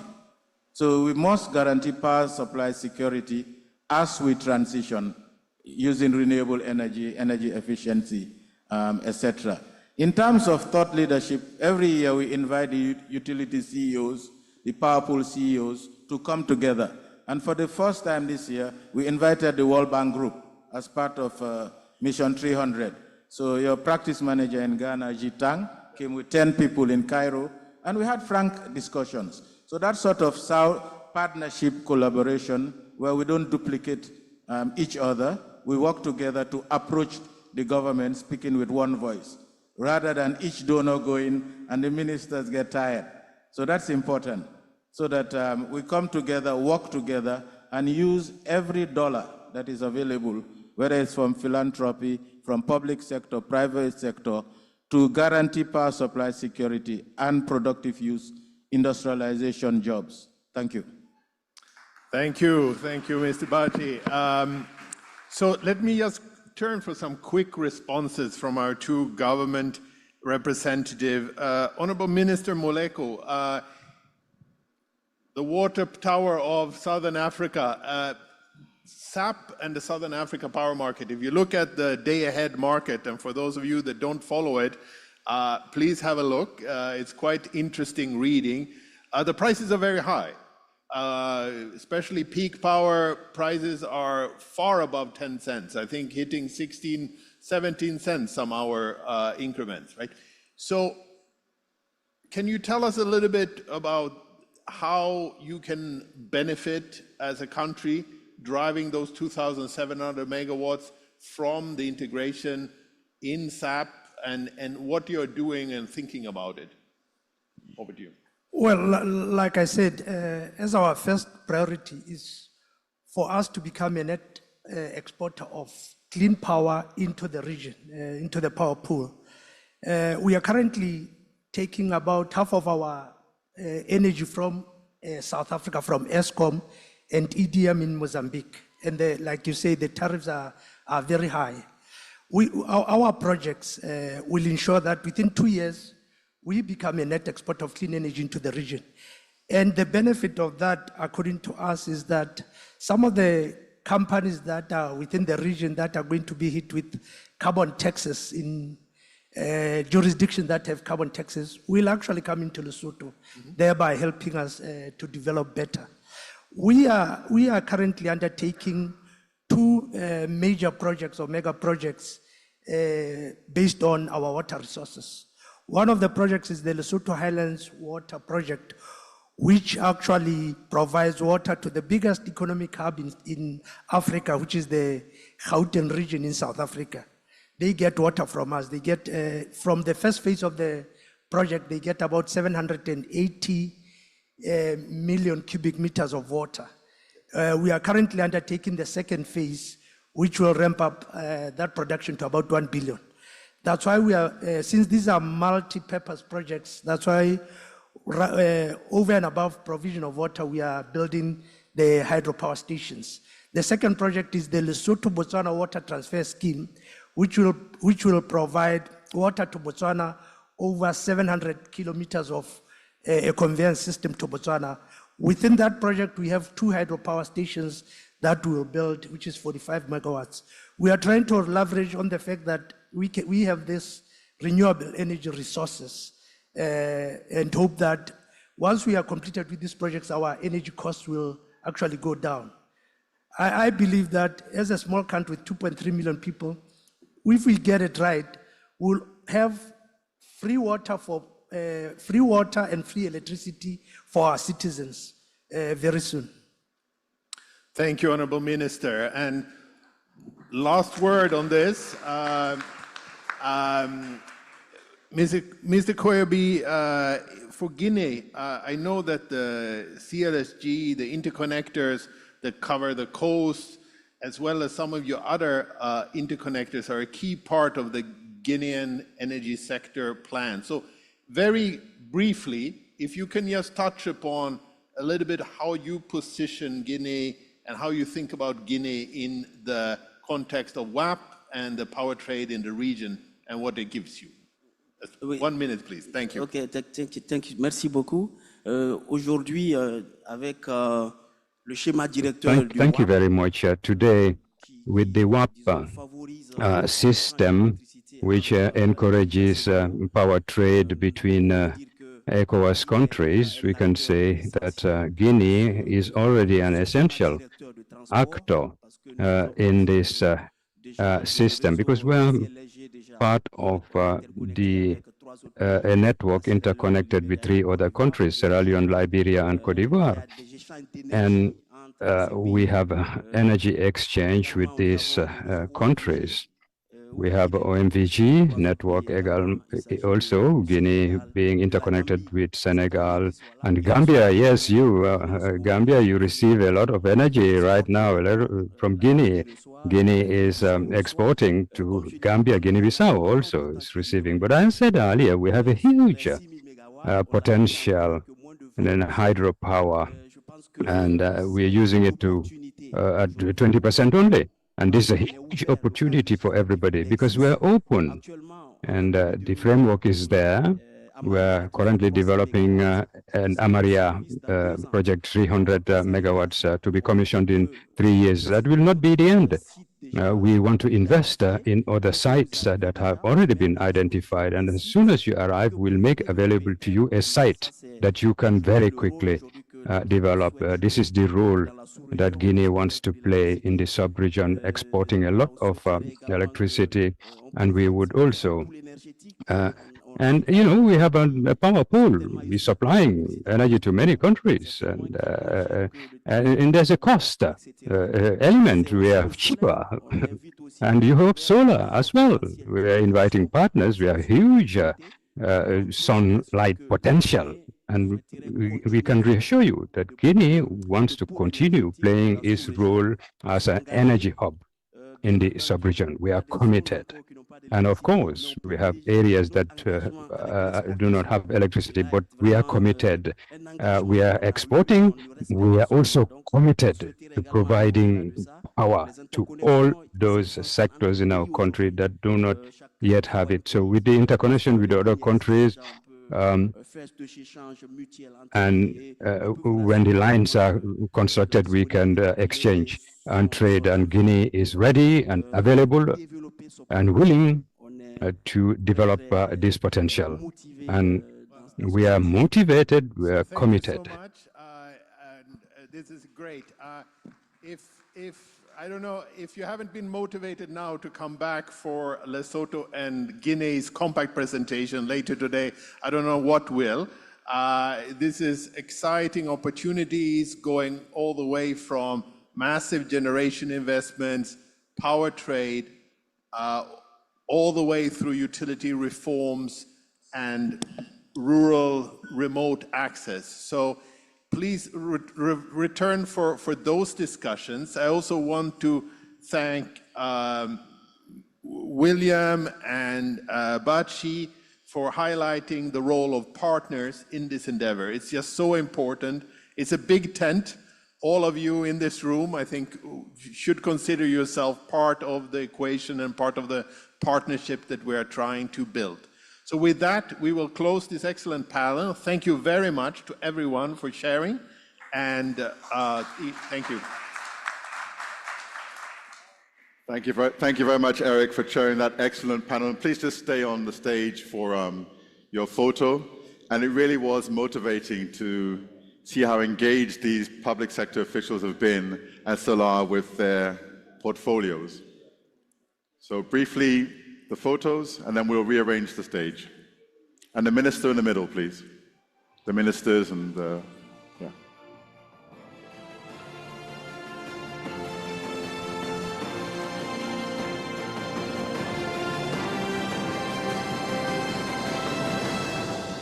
Thank you. Big round of applause for them again, please. Thank you very much, everybody. And now, as they take their seats, I'm pleased to invite up onto the stage Mr. Simon Stolp, the Energy Practice Manager for East Africa at the World Bank, to give us a brief technical introduction on the compact reform progress. So, Simon Stolp, please come up to the stage. There you are already. Over to you, sir. Distinguished guests, colleagues and partners, welcome to this next plenary session in which we're going to discuss the Mission 300 Compact implementation and the technical assistance that goes alongside that to support the reforms embodied within these compacts. We've gathered today, again, as has come up in many of the previous sessions, to connect 300 million Africans to sustainable, affordable electricity by 2030. This vision remains both ambitious and urgent. The World Bank Group alone has committed $35 billion to support the investments required to achieve these targets, but much more is required. In order to mobilise the full range of public and private capital required to meet these targets, it is imperative that we develop a bankable ecosystem for energy sector investments across Africa.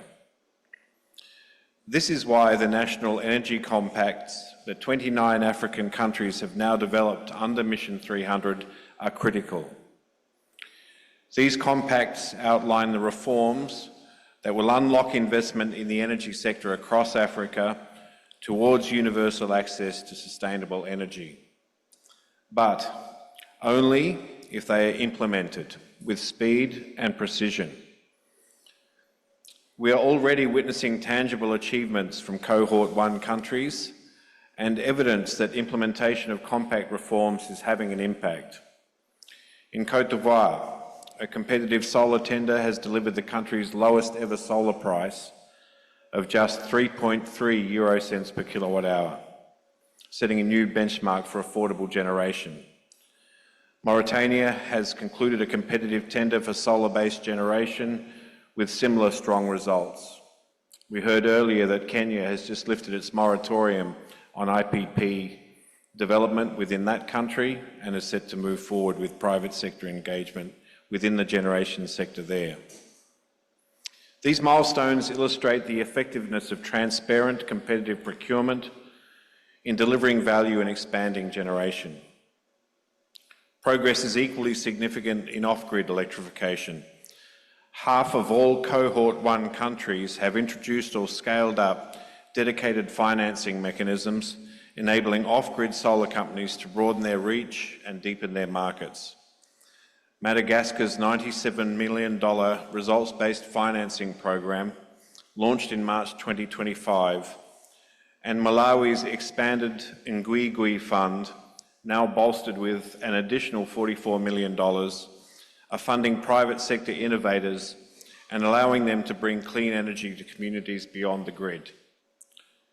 Nigeria's scaling of results-based finance under the DARES program that we heard discussed this morning further reinforces this momentum, showing that targeted financing support can unlock market growth and drive connection.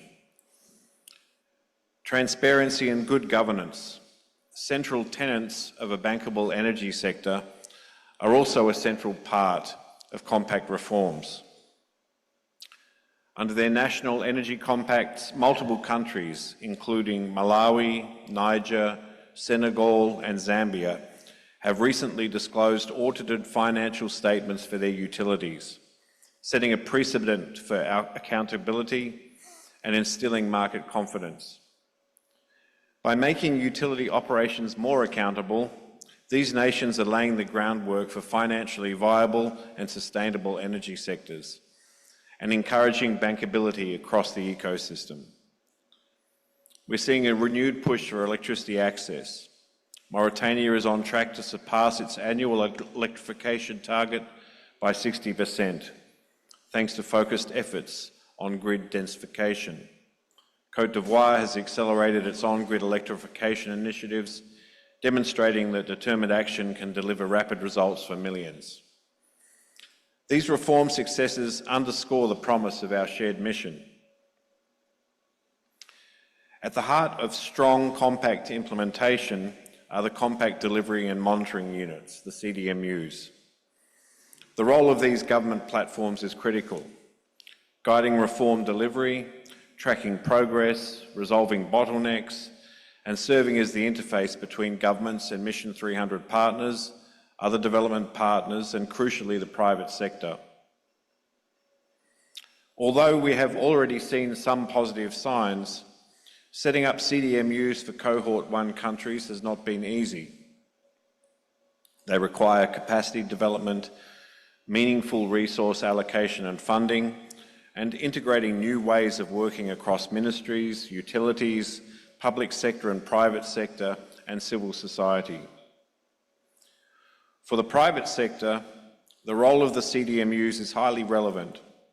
They streamline engagement and ensure predictability, helping align financing, technical expertise, and innovation with government priorities. Strong and empowered CDMUs can facilitate competitive tenders, catalyse investment, and strengthen market confidence. Yet the momentum we see today must be nurtured. Sustaining it will require ongoing support, collaboration, and resources. Many CDMUs remain nascent.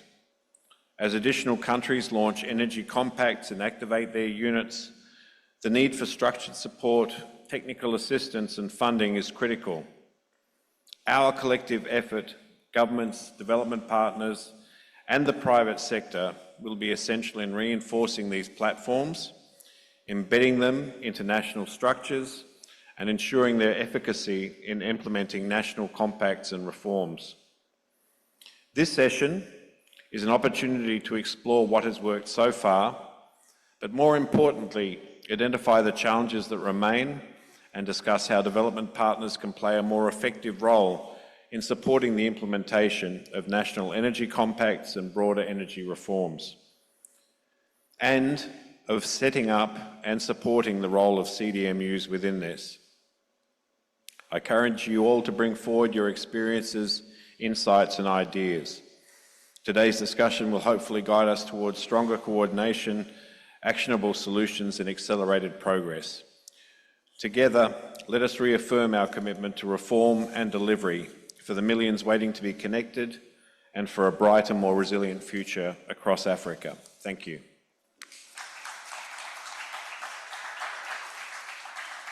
Thank you very much, Simon, for that very candid assessment of the state of play. It set the stage perfectly for our next discussion, and I would like to now call upon Daniel Schroff, Director for Renewable Energy and Energy Efficiency at the African Development Bank Group, to lead the session on compact delivery and monitoring units and to introduce his panel. Daniel, the floor is yours. Thank you very much, Max. Good morning, everyone. It's great to see still so much energy in the room as we go into a little more detail on the role and the needs of these compact delivery and monitoring units that you've heard talk about already this morning. A lot of partners sort of ask me what is sort of different between the compacts and many other plans and similar initiatives that have happened in the last decades. And I think for me there are three key differences. The first one is this government buy-in at the highest level, and I think we've seen that also in the two preceding panels this morning.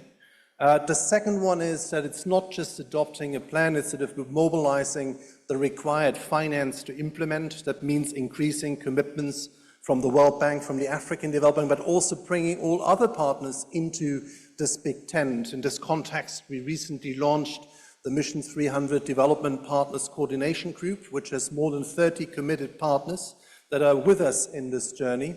And I think the third point is around ensuring that there is a dedicated structure in place at the country level that can ensure that these compacts are actually followed up upon. And this is really where the CDMUs come into place. So in this session now, we will discuss a bit more in detail what are sort of the progress this far on the CDMUs, what is sort of the key success factors to make the CDMUs work, and what are some of the emerging lessons learned. What are the kind of needs that the countries have in terms of capacity needs, staffing needs, capacity building needs to make these CDMUs function in the best possible way, and how can the different partners, the development partners, support this and coordinate this in the most effective way. And I'm really pleased to have an excellent panel to help me dive into those questions, and I would like them to join me now on the podium. First of all, it's my pleasure to invite the Honourable Minister Abubakar Said Anli, who's the Minister of Water, Energy and Hydrocarbons of the Comores, to join here on the floor. Please give him a warm welcome. Secondly, I would also like to invite Mr. Eoman Khalifa, who is the Director General for Energy in the Ministry of Mines, Petroleum and Energy of the Republic of Côte d'Ivoire, to join here at the podium as well. Please also give him a warm round of applause. Next, and I'm very pleased that we have a slightly better gender balance on this panel. It's my pleasure to invite Carol Koch, who's the Vice President for Africa at the Global Energy Alliance for People and Planet, to also join me here on the panel. Next, I would like to invite Michael Franz, who's the team leader of Get Invest, to join us here as well. And last but not least, would also like to invite Riyad Medeb, who is the director of the Sustainable Energy Hub at the United Nations Development Programme, to join us as well. Riyad, please join us.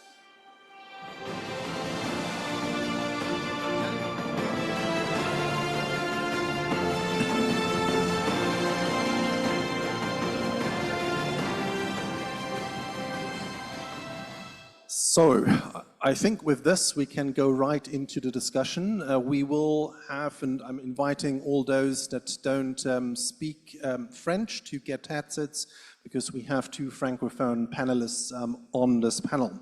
And in fact, Monsieur Khalifa, je vais commencer avec la Côte d'Ivoire. On a déjà eu parlé de la Côte d'Ivoire dans la dernière session. La Côte d'Ivoire fait partie en fait du premier Côte d'Ivoire cohorte des pays Mission 300. is part of La the Côte d'Ivoire a lancé son compact Mission 300 lors du sommet de l'énergie à Dar es Salaam en janvier de cette année. Pourriez-vous nous faire tout d'abord une brève synthèse en fait ce qui était déjà accompli dans la mise en œuvre du compact Mission 300 de la Côte d'Ivoire et peut-être donner un peu plus de détails par rapport à l'établissement en fait de la CDMU de la Côte d'Ivoire. Quelles sont les premières leçons à tirer qui peuvent être aussi utiles pour les autres pays qui sont toujours en train de mettre en place les structures nécessaires. Donc, Monsieur Khalifa, vous avez la parole. Merci.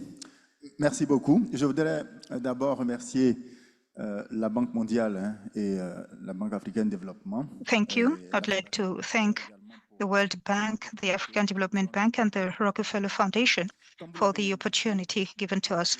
As you rightly highlighted, Côte d'Ivoire took part in the summit in Tanzania with a delegation led by the minister, and the aim was to take a commitment for the implementation of the compact. And it's important to know that the compact is now institutionalized in Côte d'Ivoire. There is a presidential decree that has been adopted for the governance of this national compact. This decree implemented or introduced a follow-up framework with the Ministry of Energy, the Ministry of Finance, as well as a third ministry, which are involved in the follow-up. We have a pilot committee or steering committee presided over by the Minister of Communication. We also have an operational follow-up unit that carries out the follow-up of the implementation of the compact on a daily basis. So with regards to Côte d'Ivoire, this pact or compact falls in line with our 2026-2030 National Development Plan, which provides for investment in all the economic sectors of our country. So this compact has been integrated. It allows us to have a vision and a follow-up for the implementation of the various actions. With regard to our achievements, our goal is to ensure universal access by 2030, and we are currently fast-tracking access to electricity for our population. Our rate stands at 85%. All areas or regions of the country will have access to energy. And since 2014, we have a program, and more than 2.5 million households have been connected to electricity, and we have more than 500,000 connections per year. We will continue on that with that momentum up to 2030.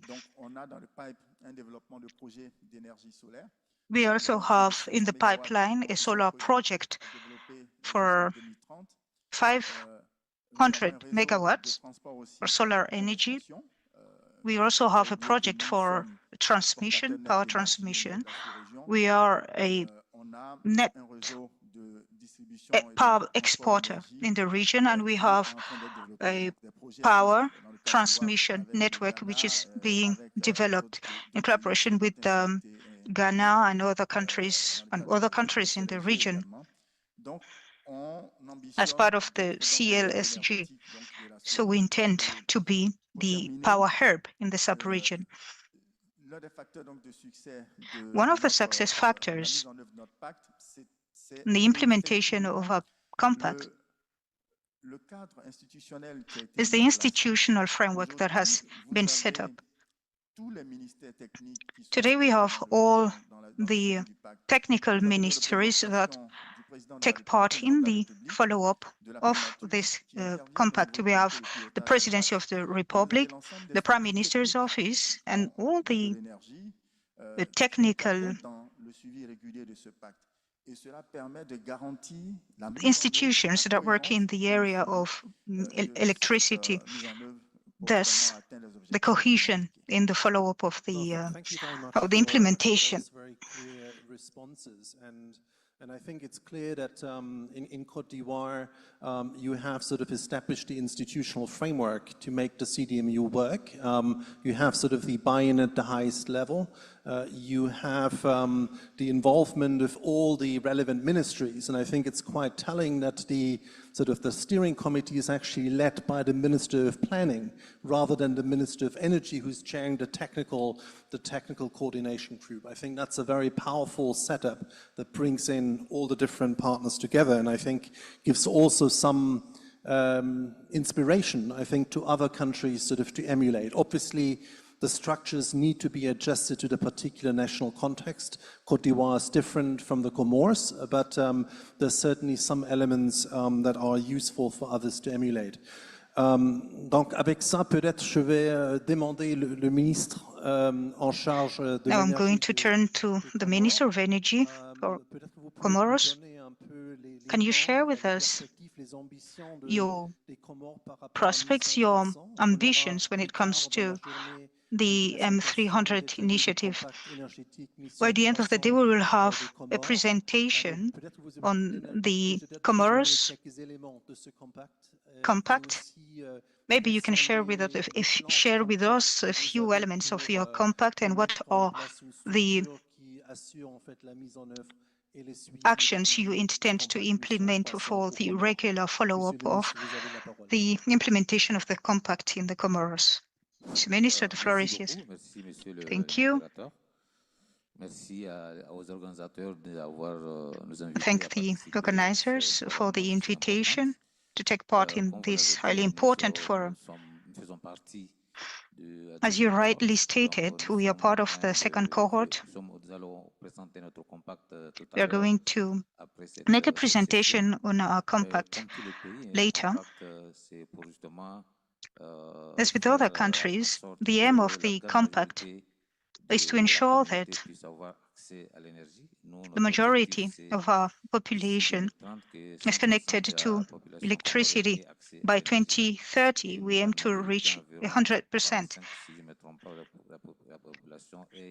Currently, the rate stands at 45%. With regard to governance,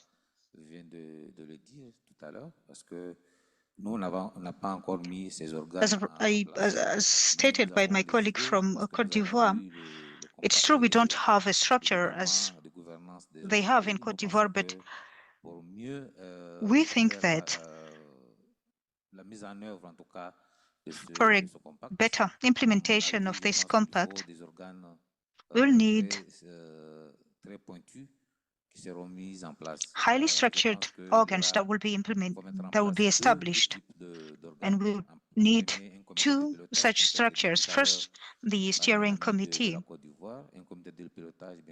a steering committee in the like of what obtains in Côte d'Ivoire, that will bring together the Ministry of Energy, the Ministry of Finance, the Ministry of Environment, the Ministry of Investment.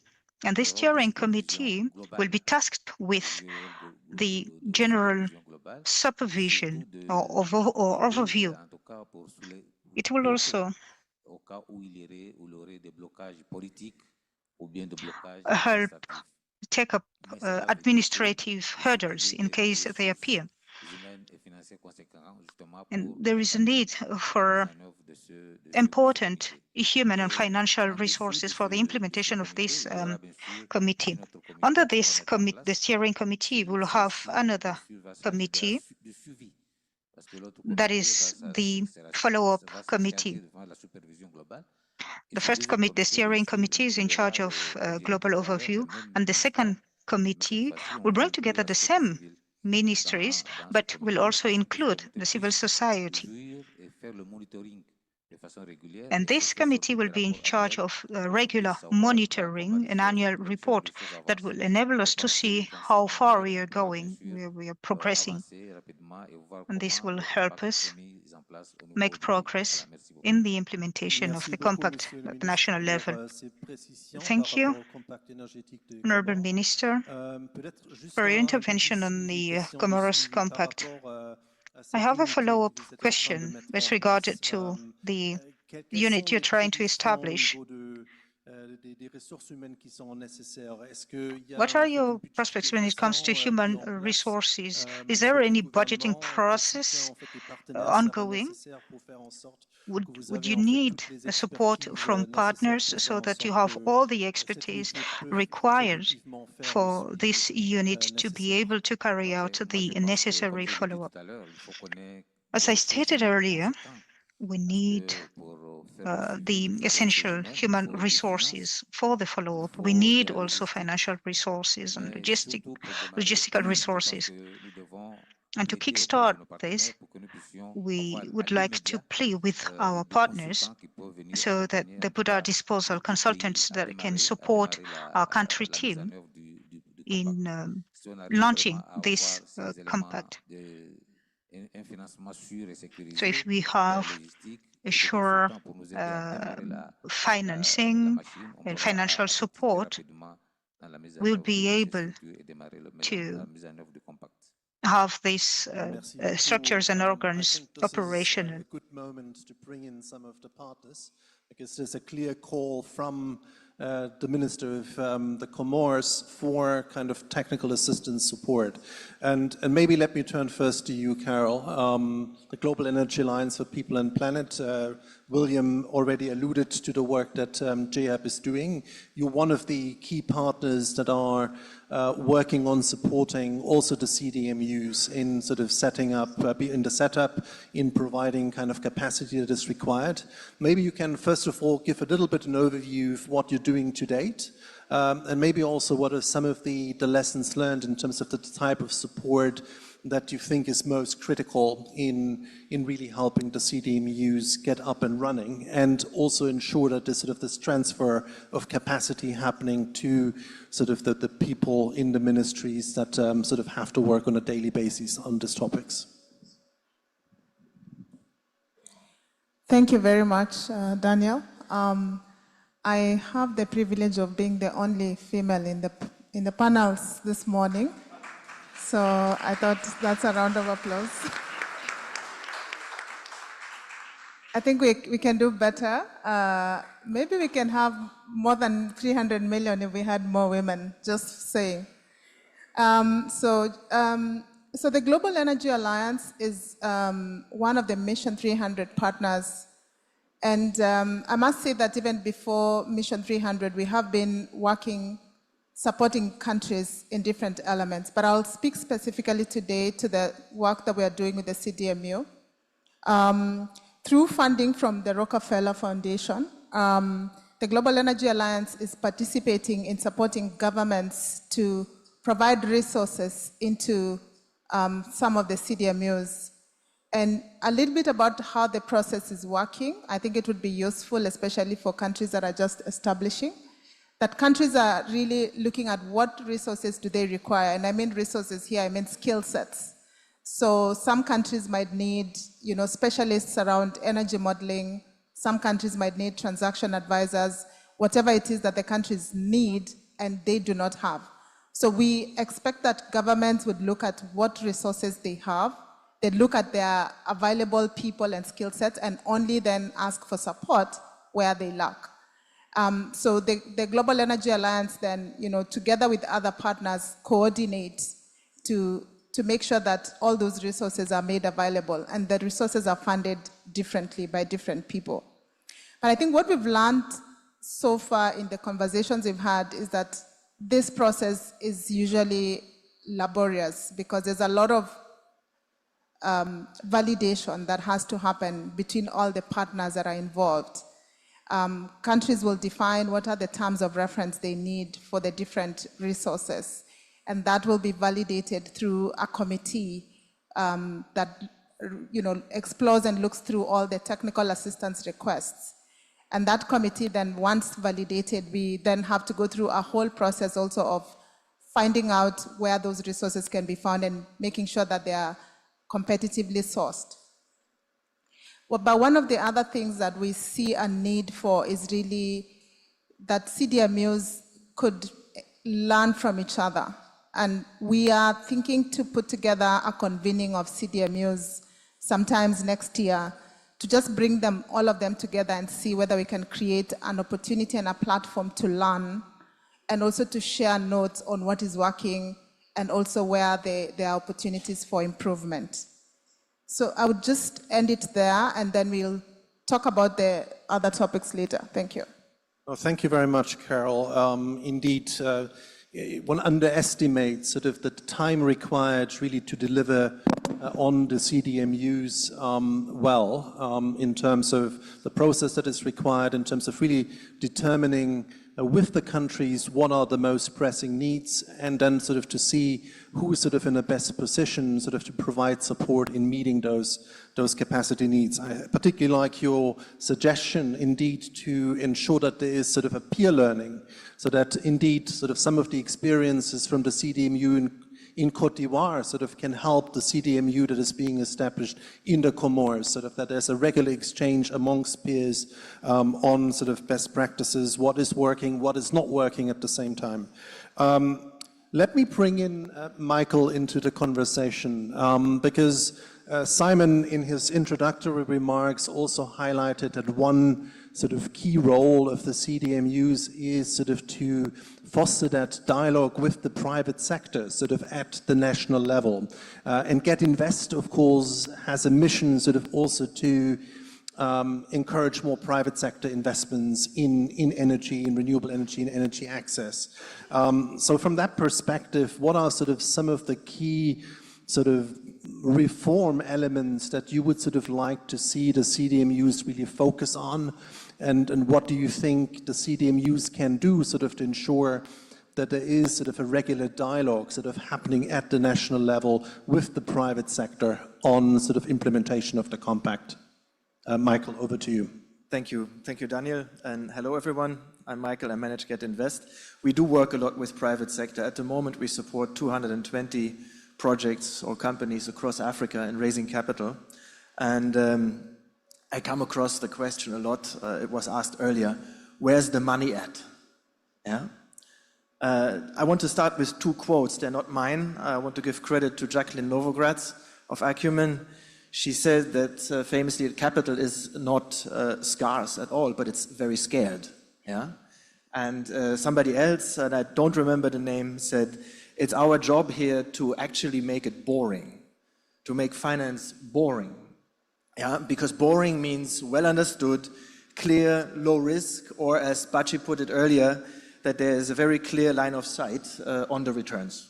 Yeah, and therefore the key point here is what the CDMU and in fact M300 as a whole can contribute to is to make things clear and predictable and make things move faster. And that's where the CDMUs really come in, and that will then reduce actual or perceived risks. And I want to also emphasize one thing, and that unfortunately also translates into financing costs. There does appear to be a gap at times between what is actually the risk and what's just a perception of what the risks are. So to not talk too much about all kinds of details, the big topics, clarity and predictability. There need to be clear timelines for permits, for land, for grids, PPAs, all those negotiations.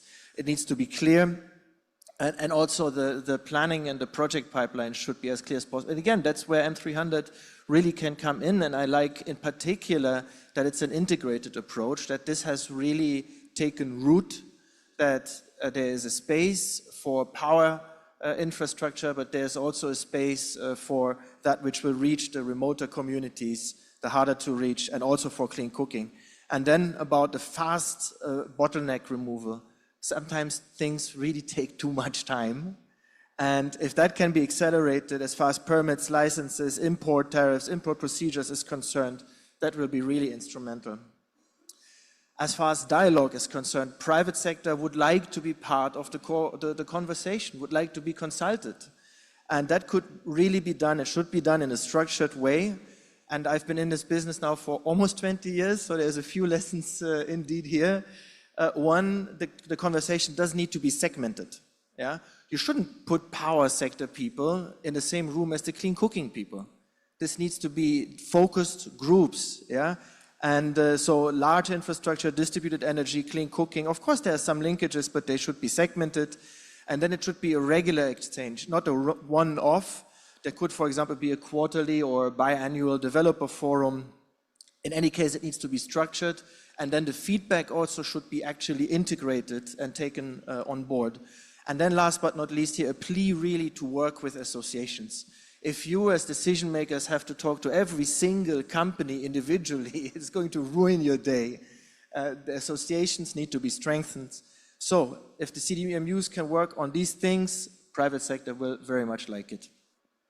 Thank you very much, Michael. I think there are a couple of very good suggestions that are there that I think we should take on board as we look at rolling out the CDMUs, ensuring that this is regular dialogue with the private sector, and to have sort of this feedback loop. So it's not a one-off conversation, but indeed that some of these suggestions find their way into strengthening the compacts, into helping debottleneck some of the issues that you've highlighted. I think that would be extremely important. Let me bring in also Riyad into this conversation around reforms, around the CDMUs and sort of the support that partners can provide. Now, UNDP is of course active through many of the country offices that you have on the continent here in Africa. You're also part of the Mission 300 Development Partner Coordination Group. And you have, of course, a number of tools also at your disposal on the UNDP side. So maybe if you can sort of highlight a bit how UNDP is sort of envisaging to support the countries on the implementation of the compacts and sort of what tools, instruments you can also put into play to help some of the CDMUs get off the ground and ensure that they can do that job properly. Thank you very much, Daniel. Thank you to the African Development Bank and the World Bank for inviting UNDP. One element that I want to mention, as a co-chair of UN Energy and also custodian of the UN Pledge, which is very important for all of us. The UN Pledge is 500 million people, but there's also 1 billion on clean cooking. And that's where the gender equality is very important here on the transformation, because Mission 300 is responding to the UN Pledge.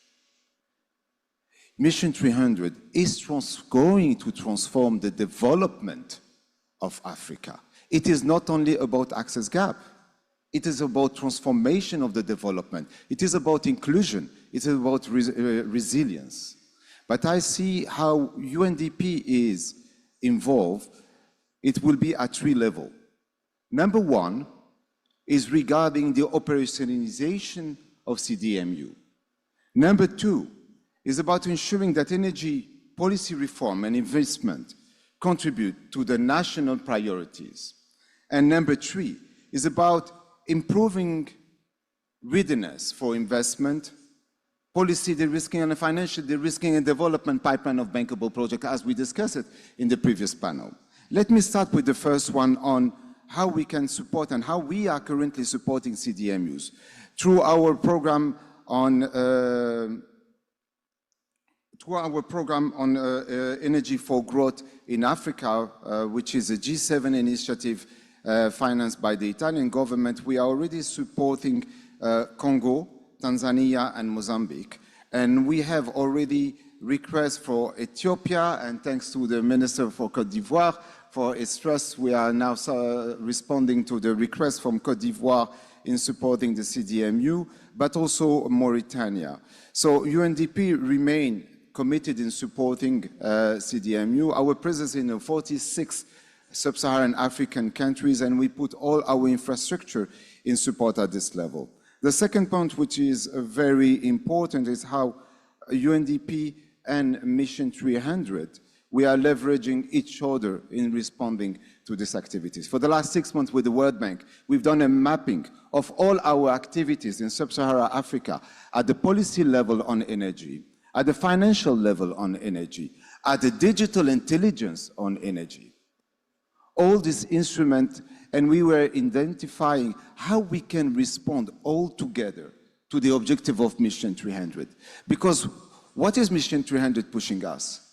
Is working completely differently as partners for one target, coming all together, but completely different, no competition.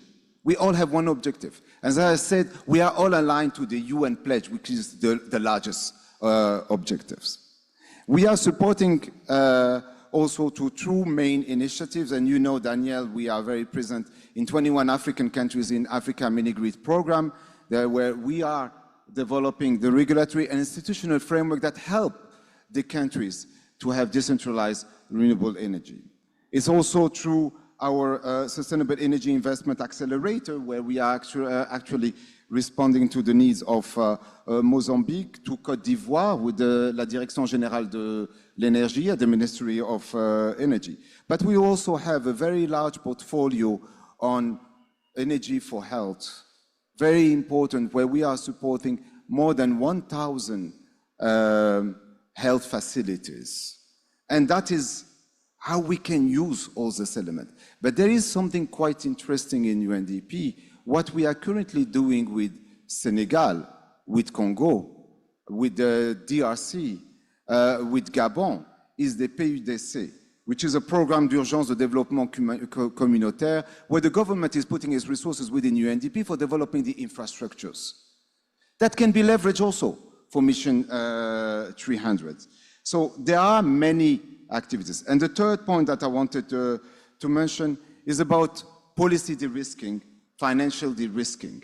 And here at the policy de-risking, there is the work that we are currently doing in Zambia, in Mozambique, where we are deploying our de-risking renewable energy instrument 2.0 for facilitating the investment in mini-grid. There is also the Energy Financial Innovative Lab that we develop in Brazil, in Cuba, that can be replicated in Africa. And this is quite incredible. And finally, we have a big team of more than 50 engineers that we are deploying for smart facilities on energy that we want to put at the disposal of Mission 300. No, thank you very much, Riyad. And clearly there's a lot on offer and a lot that you're already doing in support of energy access, development of renewables on the continent.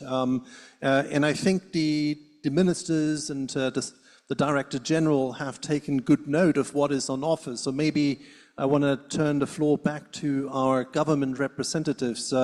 Monsieur le Directeur Général, vous avez entendu certains des partenaires par rapport aux éléments, instruments de soutien qui sont... Director General, you have heard all the potential of ways and means. Could you maybe elaborate on how you can support the partners? What are the coordinating systems that you are going to set in place to attract as much support as possible? I think my answer will be interesting for those countries which are implementing the compact. First of all, I want to put special emphasis on an institutional framework, because this would reflect the needs of the countries and assist development partners so that together we work towards the implementation of the country's compact.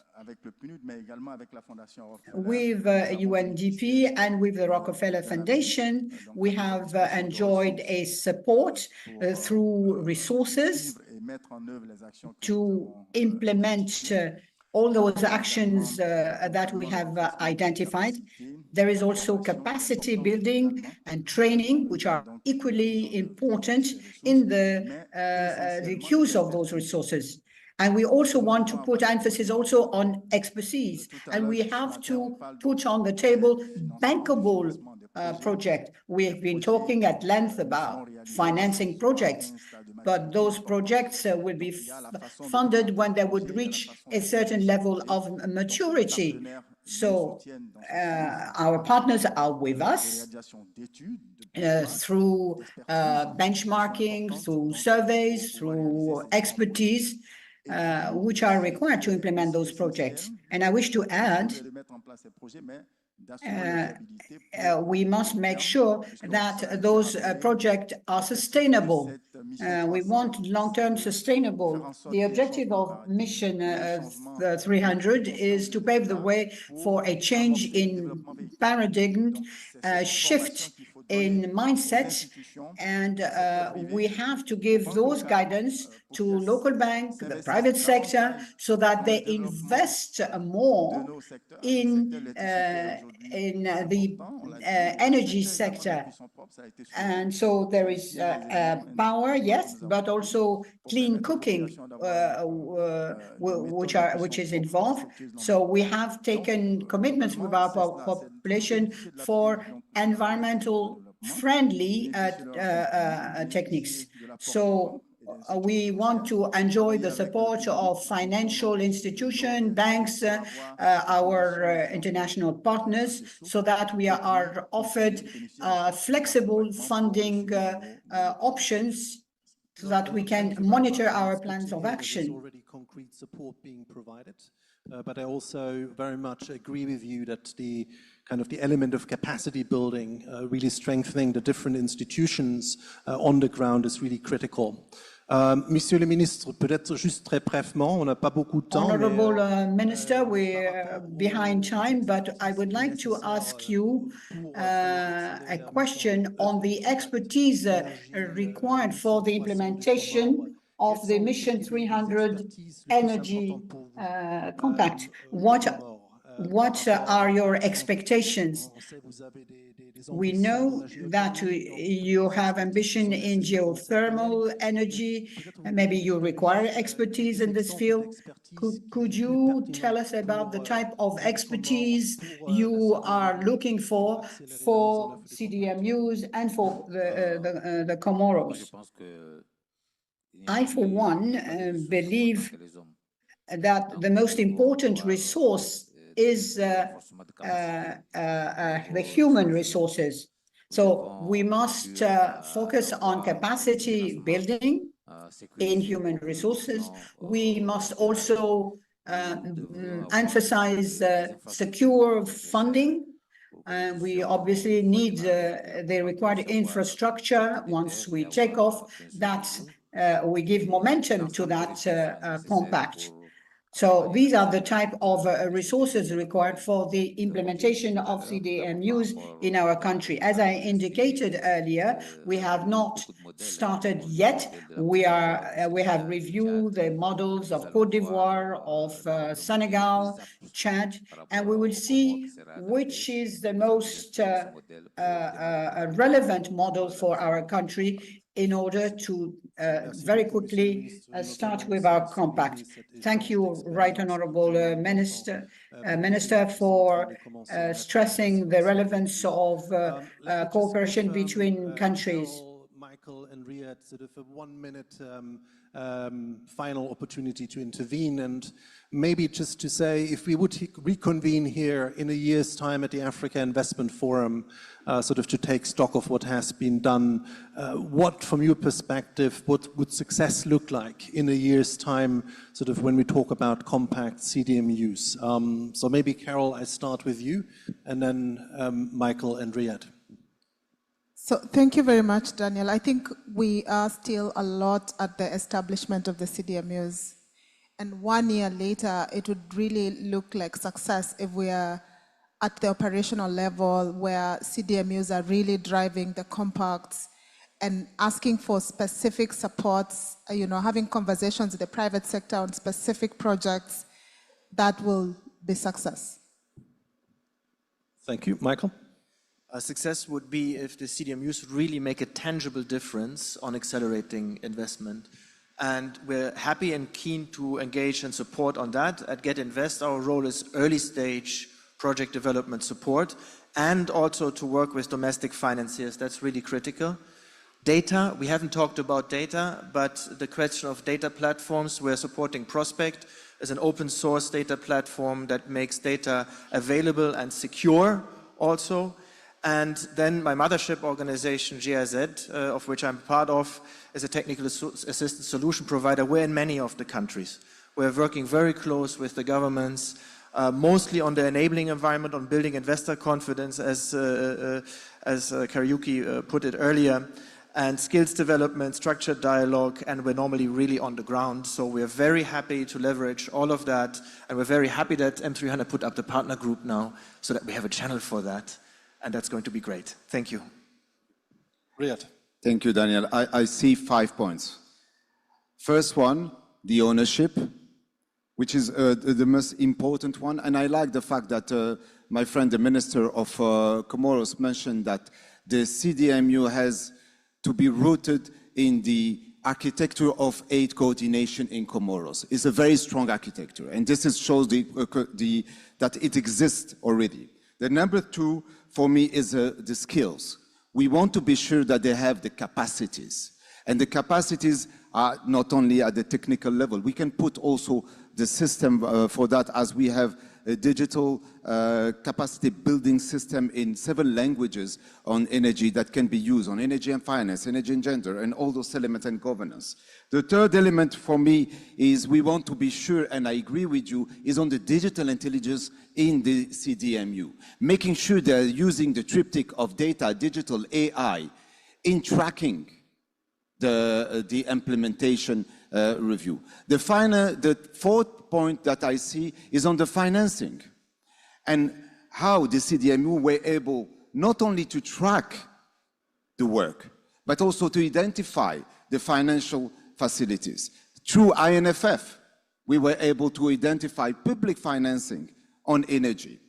And the fourth one, to have them as central mechanism on coordination, implementation, and tracking energy. Thank you. Thank you very much, Riyad. A very comprehensive summary, in fact, of some of the key points that will determine success in a year's time. I think we got a lot of inputs that will be helpful as we roll out Mission 300. It's just for me to thank really an excellent panel for their insights, for their concrete suggestions, and to thank the audience for staying with us through this discussion. So please give them a very warm round of applause. Thank you very much.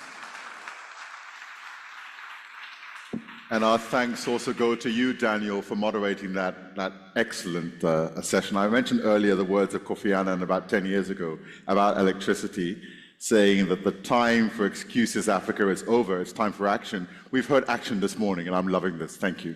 Please get together for your group photo. And after the group photo, ladies and gentlemen, we're going to step outside for a 10-minute coffee break.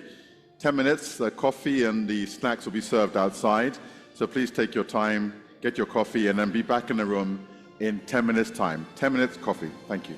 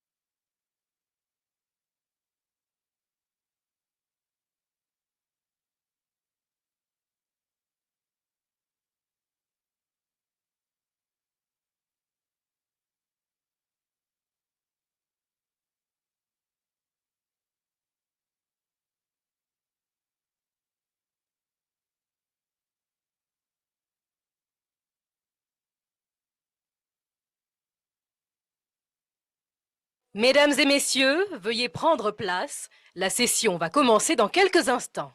Merci. Ladies and gentlemen, the session is about to begin. Please take your seats. Thank you.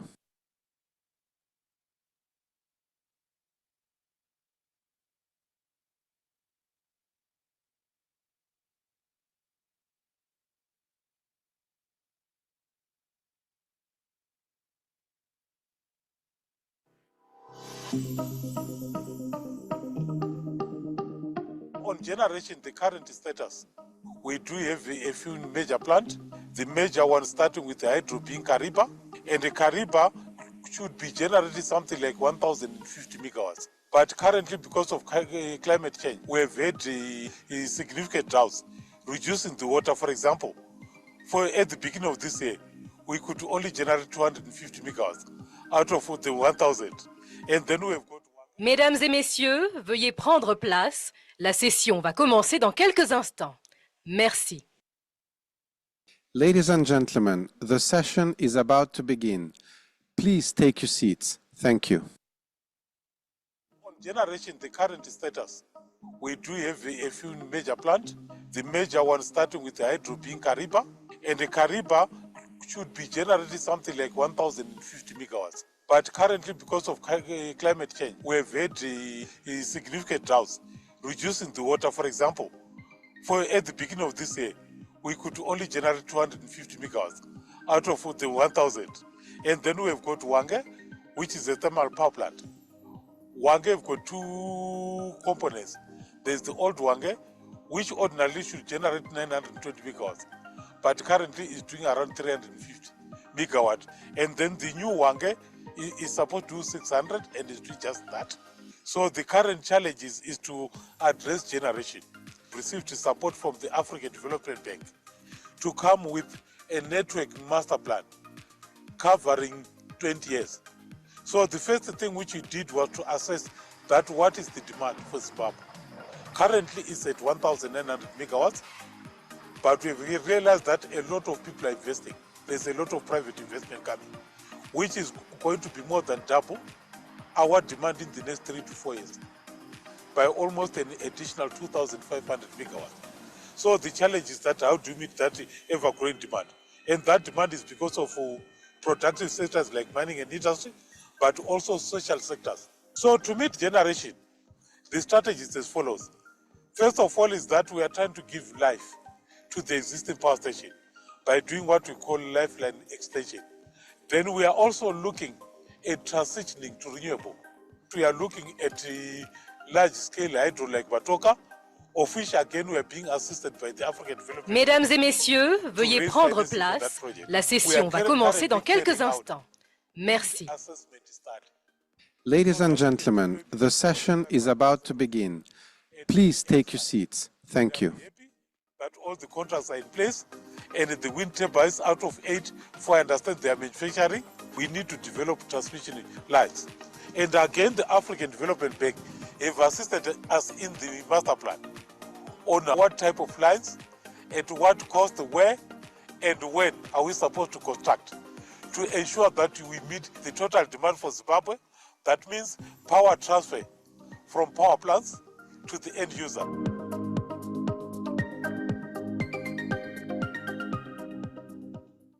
I am Roger Berry. We're in the district of Mutasa, which is Manicaland, 20 km from the city of Mutare. We are a mixed farming operation. The whole chain, from beginning to end, needs electricity. The main business here is the dairy operation, which we are currently milking around 600 milking cows, producing about 17,000 litres a day. On the cropping side, we are doing maize, wheat, various grasses, which we need electricity to run everything. I'm busy planting wheat at the moment and various grass for the dairy, which we need electricity to pump water. And we're also harvesting maize, so that requires electricity for drying operations. In February, we only had about maybe 100 hours of power in the whole month, and we went through thousands of litres of diesel. And the cost is just huge. I think it'd be great if you can push electricity across Africa, it just increases efficiency all around. It's not only us on the farms, it's the whole chain. From the processor plant to the factory to the supermarket shelves. It'll just bring costs of everything down. At the end of the day, the consumer will benefit.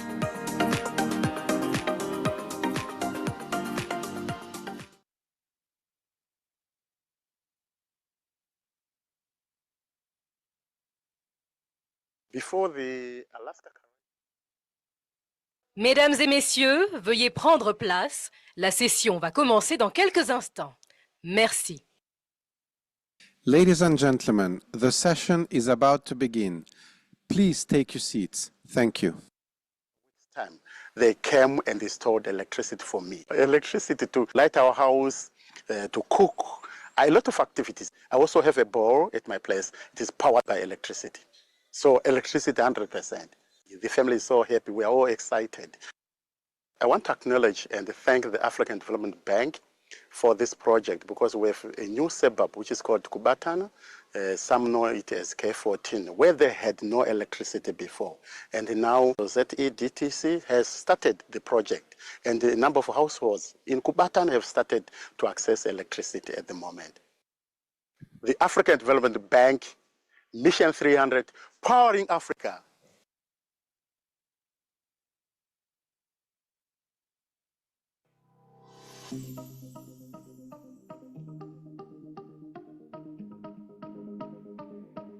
In 2019, when Cyclone Idai comes, so it distracted the power lines, all the power lines was down. Then we faced the challenge in electricity. We have to use the chunk for diesel engines and an alternator to generate electricity. And that electricity was not enough for home industry to use these home industry machines, since it requires 3-phase. So when African Development Bank sponsored UNOPS to do the construction of a new line from Midusab to Shimanman, then we've got enough electricity so far. Long back, Zimbabwe Electricity Authority Supply used to limit electricity to those who apply for 3-phase or commercial electricity. But when I applied after the construction of that line, I managed to get 100 amps. Since from the time I have started to have electricity here, I'm able to earn a lot of money. This is why I'm able to construct this building. It's because I've got electricity. So the money I earn from maintenance and selling of machines, then I'm now constructing it. And I'm able to fence this yard. So I'm expecting in future to build a very big workshop so that people can come and learn, and I also manufacture the machine to supply the local. Usually in this community, there are some of the students that are trained at the vocational training center that they can come here and find the attachment here. Last year, there was also 4 students, and they did welding and fabrication. They come here for 2 months to do attachment for Tanganyika Trust, and they earn their certificates. The first one is Danmo Majuta here with a workshop with copper down there at Risido. They open a workshop. He's also doing the same as I'm doing here.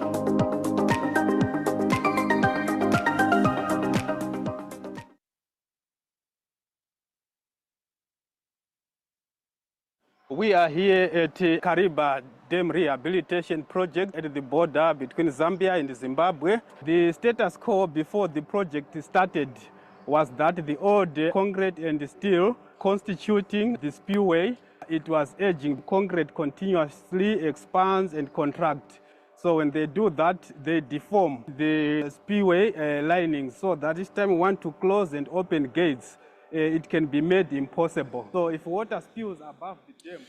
Could you kindly close the doors so we can get moving with the next session? We're about to begin the National Energy Compact Deep Dive sessions. And the Mission 300 National Energy Compacts are country-led commitments outlining the reforms, investments, and actions needed to accelerate energy access.